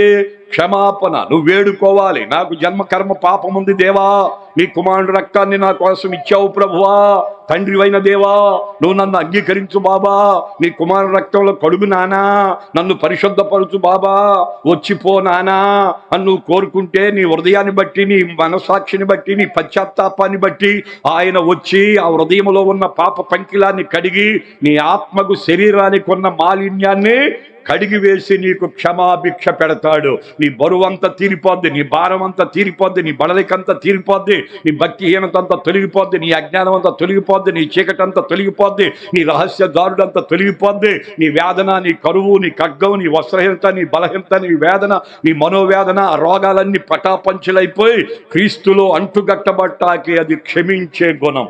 దేవుని స్తోత్రం. అందుకనే నా ప్రియుడు ఎట్టివాడంటే ఎంగేది ప్రియుడు అంటే అర్థం ఏమనుకున్నావు? క్షమించే ప్రియుడు. కనుక దేవుని పిల్లలారా, యంత్రం ద్వారా వింటున్న దైవజనమా, ప్రపంచాన్ని ఏలుతున్న చక్రవర్తులారా, రాజులారా, మంత్రులారా, సామంతులారా, ఎమ్మెల్యేలారా, సర్పంచులారా, అధికారులారా, అధిపతులారా, సామాన్యులారా, కడు భిక్షగాళ్ళారా, ఈ పూట నా ప్రభు ఎన్గేది ప్రియుడిగా ప్రత్యక్షమయ్యాడు. అనగా క్షమించేవాడు. ఎంతటి వాడినైనా తన పాపం ఒప్పుకోగలిగితే, దాన్ని విడిచిపెట్టగలిగితే ఆయన నిన్ను క్షమించుటకు సిద్ధ మనసు గలవాడు. అందుకని ఆయన ప్రేమతో నిన్ను పిలుస్తున్నాడు. ఎవరు నిన్ను క్షమించలేరు. క్షమించిన మళ్ళీ ఎత్తి చూపుతా ఉంటారు, ఎత్తి మాట్లాడుతూ ఉంటారు. నిన్ను క్షమించి సంపూర్ణంగా నీ పాపాలు తుడిచివేసి నిన్ను కడిగి నిన్ను పవిత్రపరిచేది ఒకే ఒక్కడు. ఆయనే పరలోకము నుండి వీడి భూలోకానికి వచ్చి ఆకాశానికి భూమికి ఆడబడి ఇదిగో పాతాళమునకు దిగిపోయి పైకి లేచి పరలోకానికి ఎక్కి వెళ్ళిన నా ప్రభువు తప్ప మరి ఎవరో లేరు లేరు లేరు అని దైవ సేవకునిగా దేవుని స్థలములోని నీకు నేర్పిస్తున్నాను.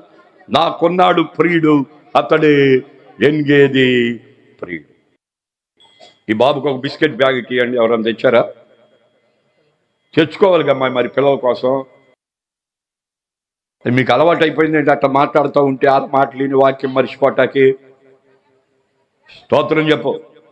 మళ్ళీ ఒకసారి చెప్పుకో. మళ్ళీ ఒకసారి చెప్పుకోరాదు? అందరు చెప్పొచ్చుగా. లాగుడు బళ్ళు ఉండే ఇదివరకు. లోపల ఉండి చెక్క పట్టుకొని లాక్కుంటా పోయేవాడు. బరువు ఎక్కువైతే వెనకేం తీయాలి? అయ్యి ఆ బళ్ళు అనుకోటి. ఇప్పుడు ఏ బండి అయినా మోటార్లతో వెళ్తున్నాయి అమ్మాయి. ఏంటయ్యి? మామూలు మోటార్ ఏంటయ్యి? ఆడపిల్లలే స్కూటీలు తోలుతున్నారు. ఊరికెట్టు నొక్కితే డ్రు అంటుంది, అది పట్టుకుంటే బొమ్మ అంటుంది. అది ఎక్కడో ఉంటున్నారు వీళ్ళు. అంత కంప్యూటర్ యుగానికి వచ్చి మళ్ళీ చెప్పాను అలా. నీకు ఒక అవకాశం వస్తే కాసుకొని రెడీగా ఉండాలి. ఎప్పుడు ఇస్తాడు నా ప్రభు ఆయన స్తుతించడానికి నాకు అవకాశం అని. ఇదేంటి మరి లాగుడు బళ్ళు, తోపుడు బళ్ళు లాగా? స్తోత్రం స్తోత్రం. అర్థమైందా? నా ప్రియుడే ప్రియుడు, ఎన్గేది ప్రియుడు అనగా అర్థం ఏంటి? క్షమించే ప్రియుడు. దేవునికి స్తోత్రం. అందుకని ప్రపంచమంతా యేసుని అంగీకరించడానికి కారణం ఏంటనుకుంటున్నావు? ఒకే ఒక్కడు రక్తం ధారపోశాడు, పరిశుద్ధ రక్తం. పరిశుద్ధంగా పుట్టి పవిత్రంగా పెరిగి పరలోకపు సంగతులు బోధించి అద్భుతమైన శక్తి, దైవ శక్తి ఇది. ఇదిగో దేవుడు నాలా ఉంటాడు, నేను ఆయన్ని, ఆయనే నేను. కనుక ఆయన పంపుగా వచ్చాను, మీ కొరకే వచ్చాను, మీ కొరకు రక్తం ధారపోస్తున్నాను, చనిపోతాను, తిరిగి లేస్తాను, పరలోకానికి వెళ్తా, మళ్ళీ వస్తా, రక్తంలో కరగబడి రెడీగా ఉండండి, తీసుకుపోతానని చెప్పిపోయాడు. దేవునికి స్తోత్రం. అందుకని ఆ ప్రియుడు ఏం చేయాలి? నువ్వు క్షమాపణ అడగాలి. నువ్వు అడిగితే చాలు, ఆయన ఏం చేస్తాడు? క్షమించుటకు సిద్ధ మనస్సు గలవాడు. దేవునికి స్తోత్రం. అందుకని పాపములు క్షమించుటకు భూలోకములో తండ్రి అయిన దేవుడు క్రీస్తుకి అధికారం ఇచ్చాడు. దేవునికి స్తోత్రం స్తోత్రం స్తోత్రం. కనుక నువ్వు క్షమించబడ్డావా? ఈ పాపాలు క్షమించబడ్డాయా? ఒప్పుకున్నావా? పశ్చాత్తాపంతో దేవుడు అంగీకరించాడా? ఈ పాపాలు క్షమించబడ్డాయని వాక్యం ద్వారానో, ఆత్మ ద్వారానో, ప్రవచనం ద్వారానో, దర్శనం ద్వారానో, కళ ద్వారానో ఏమైనా చెప్పాడా? రుజువు తీసుకున్నావా? బాప్తిసం పొందావా? పరిశుద్ధంగా బ్రతుకుతున్నావా? బ్రతకాలి. దేవునికి స్తోత్రం. నీ రక్షణ కోసమే ఈ సభ, నీ కుటుంబం అంతా ఆత్మీయంగా కట్టుట కోసమే ఈ సభ. ఆ ప్రియుడు ఎన్గేది ప్రియుని గురించి తెలియపరచడానికి కారణం అదే ఈ పూట. కనుక నీ ప్రియుడు నిన్ను ప్రేమిస్తున్నాడు. ఇదిగో లోకములో ఎందరో ప్రియులున్నారు. వారు ప్రియుల కంటే, వేరు ప్రియుల కంటే ఈ ప్రియుని విశేషం ఏంటో తెలుసా? ఈయన క్షమించే ప్రియుడు, ప్రాణం పెట్టి తిరిగి లేచిన వాడు. అందుకని ఆయనకే హక్కు ఉంది, అథారిటీ ఉంది, అధికారం ఉంది. అది తండ్రి ద్వారా తనకి ఇవ్వబడింది. కనుక ప్రభువుని నమ్మితే చాలు, నీ పాపాలు ఒప్పుకుంటే చాలు, ఆయన నిన్ను క్షమిస్తాడు. దేవునికి స్తోత్రం. క్షమించిన వాడికి ఎన్నడూ నీ పాపాన్ని గుర్తు చేసుకోడు, నువ్వు చేసుకోవటమే. అప్పుడు అట్లా చేసావు దేవా, ఇంకా ఉందేమో కత్తి చూసి పెట్టి కడిగి పెట్టు బాబా అని ఏడుస్తావు. కానీ ఆయన ఒక్కసారి క్షమించాడు అనుకో, నీ పాపములు ఎక్కడి నుండి ఎక్కడికి పంపిస్తానన్నాడు తెలీదా? ఏడకైతే మనకెందుకులే కానీ అయ్యి అన్నట్టు చూస్తున్నాను. నాకు అర్థమైందిగా. పడమటికి తూర్పు ఎంత దూరమో మాట్లాడరేంటి అసలు ఒక్కళ్ళు కూడా? అసలు క్షమాపణ పొందిన వాళ్ళు ఎవరన్నా ఉన్నారా? డౌట్ వస్తుంది నాకెట్ట చూస్తుంటే మిమ్మల్ని. ఎక్కడికి ఏవండి? పడమటి నుండి తూర్పుకి ఎంత దూరమో అంత దూరం మీ పాపాన్ని చేస్తా, నీకు మళ్ళీ అది నీకు కనపడదని ప్రభు అద్భుతంగా చెప్పుకొచ్చారు. దేవునికి స్తోత్రం. ఆ మాటను బట్టి మీకు అర్థమయ్యేటది చెప్తున్నా. నా ప్రియుడు ఏ ప్రియుడు? ఎన్గేది ప్రియుడు అనగా ఒకటి క్షమించే ప్రియుడు. కనుక క్షమాపణ నీకు ఈ పూట ఇవ్వడానికి ఆయన రెడీగా ఉన్నాడు. నువ్వు ఒప్పుకుంటే చాలు నిన్ను క్షమిస్తాడు, నీ హృదయాన్ని కడుగుతాడు, నీ దేహానికి ఉన్న బలహీనత కొట్టేస్తాడు, నీకు ఆరోగ్యం ఇస్తాడు, శాంతినిస్తాడు, సమాధానంనిస్తాడు, నెమ్మదిస్తాడు, ఆదరణిస్తాడు, ఆరోగ్యం ఇస్తాడు, ఔషధ్యం ఇస్తాడు, ఘనతనిస్తాడు, కీర్తినిస్తాడు, సమాధానం ఇస్తాడు, సంపూర్ణత ఇస్తాడు. నరకం తప్పించి మోక్షం ఇవ్వడానికి ప్రాణం పెట్టాడు. దేవునికి స్తోత్రం. అందుకే ఆయన ఏమయ్యాడు? ఎన్గేది ప్రియుడయ్యాడు. ఇకపోతే అసల్లోకి వస్తున్నాయి ఇప్పుడు. రెండవ మాట, ఎన్గేది అనగా ఎన్ని మాటలు? 3. 1 క్షమాపణ, 2 ఉపకారం. ప్రభు జీవితం అంతా ఏం చేశాడో తెలుసా? మానవులకి ఉపకారమే. ఆఖరిగా మీకు అర్థం అవడానికి ఒక మాటతో ముగిస్తా. యేసు ప్రభువుని పట్టుకోవడానికి వచ్చారు. ఎట్లా వచ్చారో తెలుసా? అక్కడ ఇస్కరియోతు యోధాను పట్టుకున్నారు. ఏయ్, నీకు డబ్బు ఇస్తా. అందరూ ఒకలాగానే ఉంటారు. యేసు ప్రభు ఎవరో మాకు ఎట్ట తెలుసుదిరా? కనుక నువ్వు వచ్చి మాకు చూపిస్తే ఆ గుర్తుని బట్టి మేము పట్టుకుంటాం. మీకు ఇంత డబ్బు ఇస్తాం, తీసుకుంటావా, చెబుతావా అన్నారు. ఇయ్యండి చూద్దాం అన్నాడు. ఇచ్చారు. మూట వేసుకున్నాడు, ఇంట్లో పడేసి వచ్చాడు. మొత్తానికి తెచ్చాడు. వాళ్ళందరిని ఎంట పెట్టుకొచ్చాడు. అదిగో ఆయనే యేసు ప్రభు అని గట్టిగా వచ్చి దగ్గరికి వచ్చి ముద్దు పెట్టుకున్నాడు. వీడు పక్కకు దొరికాడు. ఇక కత్తులు గడియలతో వచ్చారు. వేసేస్తాం అని చెప్పి యేసు ప్రభు మీదకి వచ్చారు. అప్పుడు పేతురు అక్కడే ఉన్నాడు. అక్కడే అనుకుంటున్నారు, ఎట్లా మేమున్నాం ఇక్కడ, చూసుకుందాం రా, అక్కడ కాసుకోండి ఇక్కడ అని కత్తి తీసి ఒకడికి మెడక పెడితే మెడ తప్పి చెవికి పడింది. వింటున్నారా? చెవి మొక్కోడి కింద పడింది. ఆడు ఏడుచుకుంటా చెవి పట్టుకొని కిందకి పైకి చూసుకుంటా ఏడుస్తున్నాడు. ఆడు ప్రభువు చూశాడు. ఇక పేతురు, రే ఆగా, నన్ను వెంబడిత్తు కూడా కత్తాడు రా, పెట్టులావులు పెట్టుదానే. కత్తి పట్టుకున్నవాడు, రే కలిసినవా? కత్తి పట్టుకున్నవాడు మాట్లాడరండి. కత్తితోనే ఏమవుతాడు? పప్పు గుత్తితో కొట్టేవాళ్ళు. గుర్తు మీకు. మరి మత్తుగా ఉంటున్నారు, కత్తి అంతా ఇదిగా ఉండండి అమ్మాయి. స్తోత్రం. చీపిరితో కొట్టేవాళ్ళు.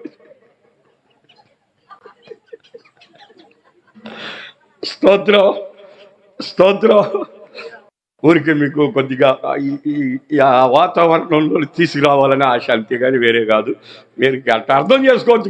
ఏదైనా దేంతో పాపం చేసావో దాన్నే నిన్ను రాకెళ్ళిపోద్దని దాని భావాలు. పేతుని గద్దించాడు, లోపల బెట్లబాయి పెట్టేశాడు. అప్పుడు ఆ కింద కొంగి ఆ ముక్క తీసి చెవికి పెట్టి అంటించేశాడు. దేవునికి స్తోత్రం. చంపటాకి కత్తులతో ఉదయులతో వస్తే అలా ఆయన పట్టుకోవడానికి వచ్చి వేసేస్తామని బంధిం పొడుతాకి ఇష్టపడితే పేతురు చెవి దగ్గర రిగితే నన్ను కొడతాకు వచ్చినోడు చెవి పోయింది, పేక్కేయండి రా అనాలి కదా అసలు లెక్క అయితే. కానీ ఏం చేశాడు తెలుసా? ఆయన వంగి ముక్క తీసి చెవికి పెట్టి బాగు చేశాడు. దేవునికి స్తోత్రం. అంటే ఏం చేస్తాడు నా ప్రభు? ఉపకారములు చేయవాడు, క్షమించుటయే కాదు. దేవునికి స్తోత్రం. క్షమించే ప్రియుడు, ఎన్గేది ప్రియుడు. అంతేకాదు ఉపకారములు చేసేవాడు. ఏం చేస్తాడు ఆయన? నీకు ఉపకారం చేస్తాడు. యెహోవా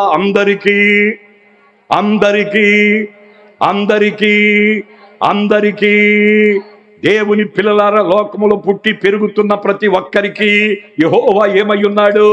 ఉపకారి అయ్యున్నాడు. ఆయన నీకు మేలు చేయువాడై ఉన్నాడు. నువ్వు కోరితే అడిగిన వాటిని ఇచ్చేవాడై ఉన్నాడు.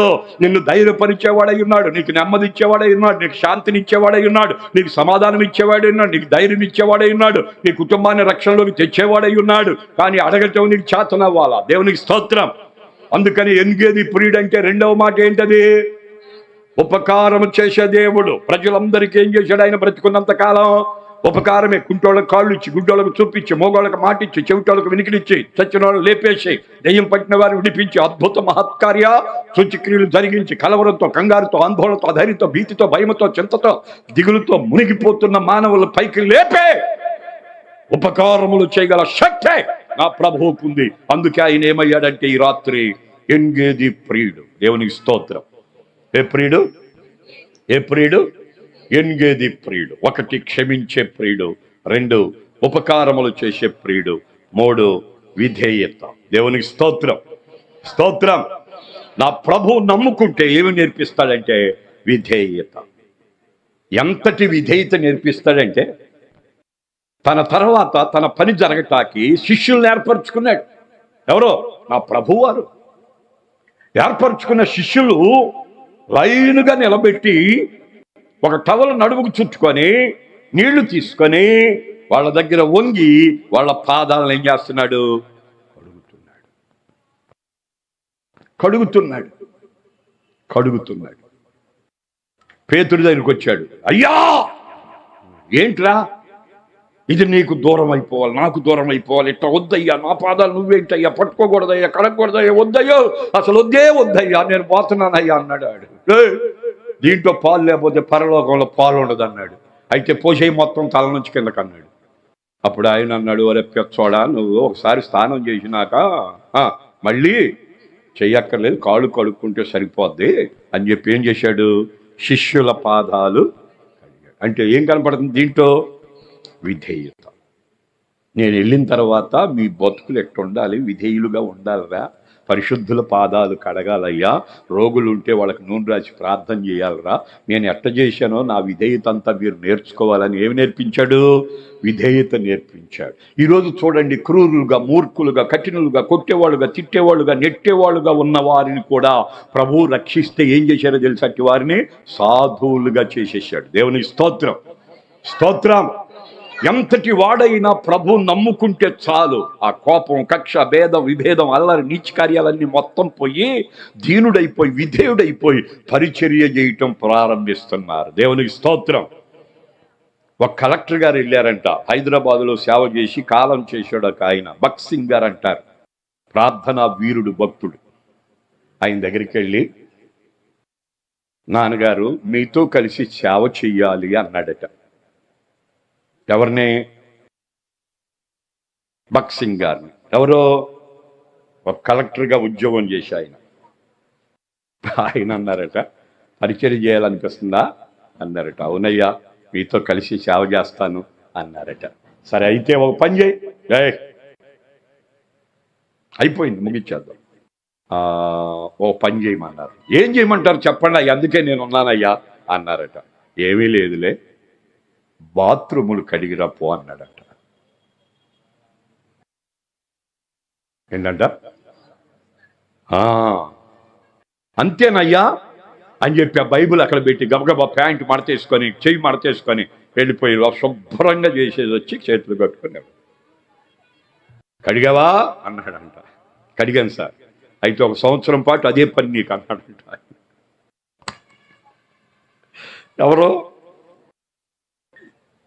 ఎవరిని?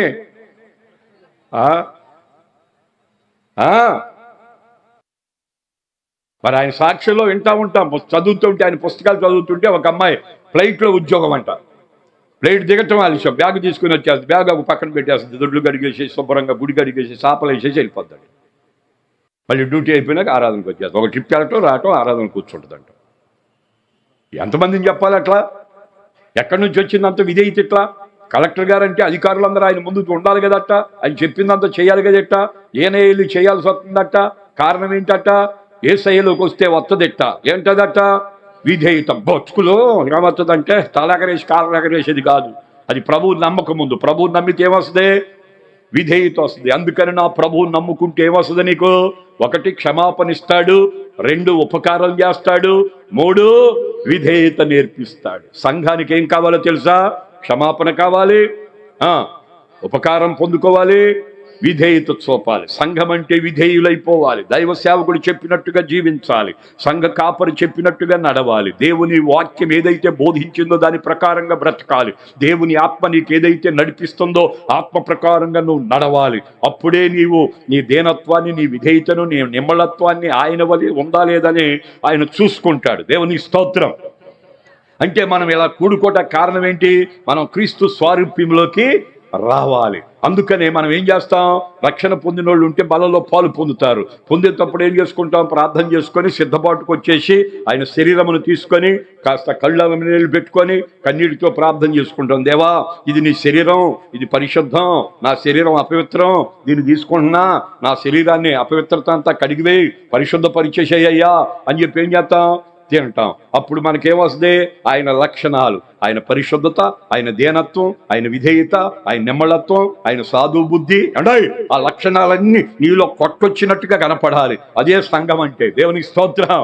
అందుకనే ఆయన రక్తములో కడగబడి మార్పు చెంది బాప్తిసం పొంది ఆయన బిడ్డలుగా బ్రతికేది సంఘం.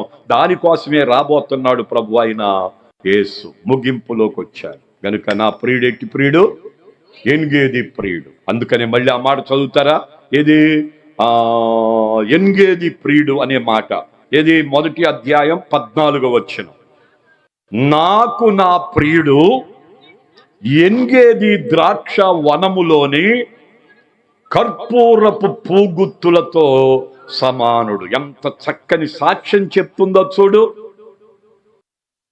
యెరూషలేము కన్యకలకు సాక్ష్యమిస్తుంది.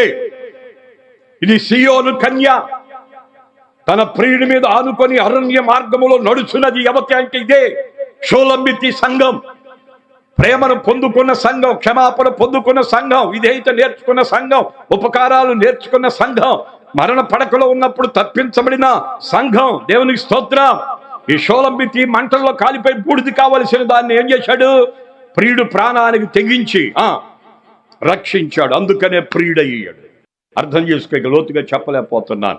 ఎన్గేది ప్రియుడు. అందుకని ఇక్కడ చాలా చక్కగా చెప్తుంది, కర్పూరపు పూగుత్తులతో సమానుడు అని వర్ణిస్తుంది. అంటే కర్పూరం అంటే తెలుసా మీకు కదా? దాని రంగు తెల్లగా ఉంటుంది, కొద్దిగా నలిపి కొద్దిగా నోట్లో ఎత్తి చేదుగా ఉంటుంది. నా ప్రియుడు ధవళవర్ణుడు. శిలువ శ్రమలో ఏమైపోయాడంటే చితికిపోయి నలిగిపోయి తన రక్తధారలతో నిండిపోయాడు. అందుకని నాకు నా ప్రియుడు ఎలాంటి వాడు? ధవళవర్ణుడు అని ముందు చెప్పి నా ప్రియుడు రత్నవర్ణుడు. స్తోత్రం చెప్పు. ఏ ప్రియుడు ముందు, తర్వాత అదే ప్రకటన, అదే పరమగీతంలో రాయబడిన మాటే చెప్తున్నా. నేను వేరేదేం తీసుకోవాలా, మొత్తం దాంట్లోనే ఉంటుంది. అధ్యాయం అంతా చదువుకుంటే ఇదే మరి ఇప్పుడు దాకా ఏంటట, పక్కన పెట్టేవేంటట, దీన్ని చదవాలి ఇక్కడ నుంచి ఎట్ట అనిపిస్తుందట. అర్థమైపోయింది గట్ట. అందుకని ఆ పిల్ల సాక్ష్యం ఇస్తుందట, నాకు నా ప్రియుడమ్మాయి ధవళవర్ణుడే పిల్ల, కోటి సూర్యుల తేజస్సు కంటే మహిమ గలవాడమ్మాయి, మంచి సుందరుడమ్మాయి, యవనుడమ్మాయి, దేవుని కృపను పొందిన పరిశుద్ధుడమ్మాయి, నీతిమంతుడమ్మాయి, తండ్రి ద్వారా పంపబడిన వాడమ్మాయి, ఆయన యవనుడమ్మాయి. కనుక ఆయన నా కొరకే కురీపిగా మారిపోయాడమ్మాయి. మంటల్లో చేరి ఆ నిప్పులు కాలిపోయి శరీరం అంతా చూడ చక్కని రూపము గలవాడు నా కొరకు కురీపిగా మారిపోయాడమ్మా. తన రక్తమంతా దారపోసాడమ్మాయి, రక్తపు ముద్దయిపోయాడమ్మా అని చెప్పి ధవళవర్ణుడు ఏమయ్యాడు? రత్నవర్ణుడుగా మారిపోయాడు. అంటే పరిశుద్ధుడైన దేవుడు పరలోకమును వీడి భూలోకానికి వచ్చి నీ కొరకై కర్పూరంగా మారిపోయి ఆ కర్పూరపు పూగుత్తులతో సమానుడు అని చెప్పేసి ఆ గొల్గోతా కొండ పైన ఆ యొక్క కర్పూరపు పూగుత్తు విచ్చింది. అక్కడి నుంచి సువాసన ప్రారంభమైంది. అది కలువరి సువాసన. దేవునికి స్తోత్రం. అది పరిమళ సువాసన. అది ఎన్గేది ప్రియుని సువాసన. ఆ గొల్గోతా కొండ కింద నుంచి యెరూషలేము నుండి ఆ యొక్క 12 గోత్రాలు అక్కడి నుండి ప్రపంచమంతా వ్యాపించేసింది. ఏ వాసన ఇప్పుడు ఎక్కడ చూసినా? నా ప్రియుడు ఎన్గేది ప్రియుని వాసన. దేవునికి స్తోత్రం. నా ప్రియుడు క్షమించే ప్రియుడు, నా ప్రియుడు ఉపకారము చేసే ప్రియుడు, నా ప్రియుడు విధేయత నేర్పే ప్రియుడు, అతడే ఎన్గేది ప్రియుడు. అయితే ఈ పూట అడుగుతున్నాను, ఈ ప్రియుడు నీకు ప్రియుడయ్యాడా? లోక సంబంధంగా ప్రేమ బాంధవ్యాలతో బ్రతుకుతున్న మానవులారా, తల్లిదండ్రుల ప్రేమ, అన్నదమ్ముల ప్రేమ, అక్క చెల్లెళ్ళ ప్రేమ, భార్య భర్తల ప్రేమ, తల్లిదండ్రుల ప్రేమ, పిల్లల ప్రేమ, వీటిని కలిగి ఉన్న నీవు నా రక్షకుడైన ఎన్గేది ప్రియుని ప్రేమ నీవు చవి చూచావా? ఆ ప్రియుణ్ణి నీవు సొంతం చేసుకోగలిగావా? ఆ ప్రియుడు నీకు ప్రియుడయ్యాడా? ఇదిగో ఈ రాత్రి ఆయన నీకు ప్రియుడవ్వాలని నిన్ను ప్రేమతో పిలుస్తున్నాడు. రా, నిన్ను క్షమిస్తాను, రా, నిన్ను బలపరుస్తాను, రా, నిన్ను ఆదరిస్తాను, రా, నీకు నెమ్మదిస్తాను, రా, నీకు సుఖమిస్తాను, రా, నీకు నరకం తప్పిస్తాను, రా, నీకు మోక్షమిస్తానని ప్రేమతో పిలుస్తున్నాడు. దేవునికి స్తోత్రం. ఎంత ఘోర పాపాత్ములనైనా ప్రేమించును రారా, ఎంత ఘోర పాపాత్ములనైనా ప్రేమించునురారా,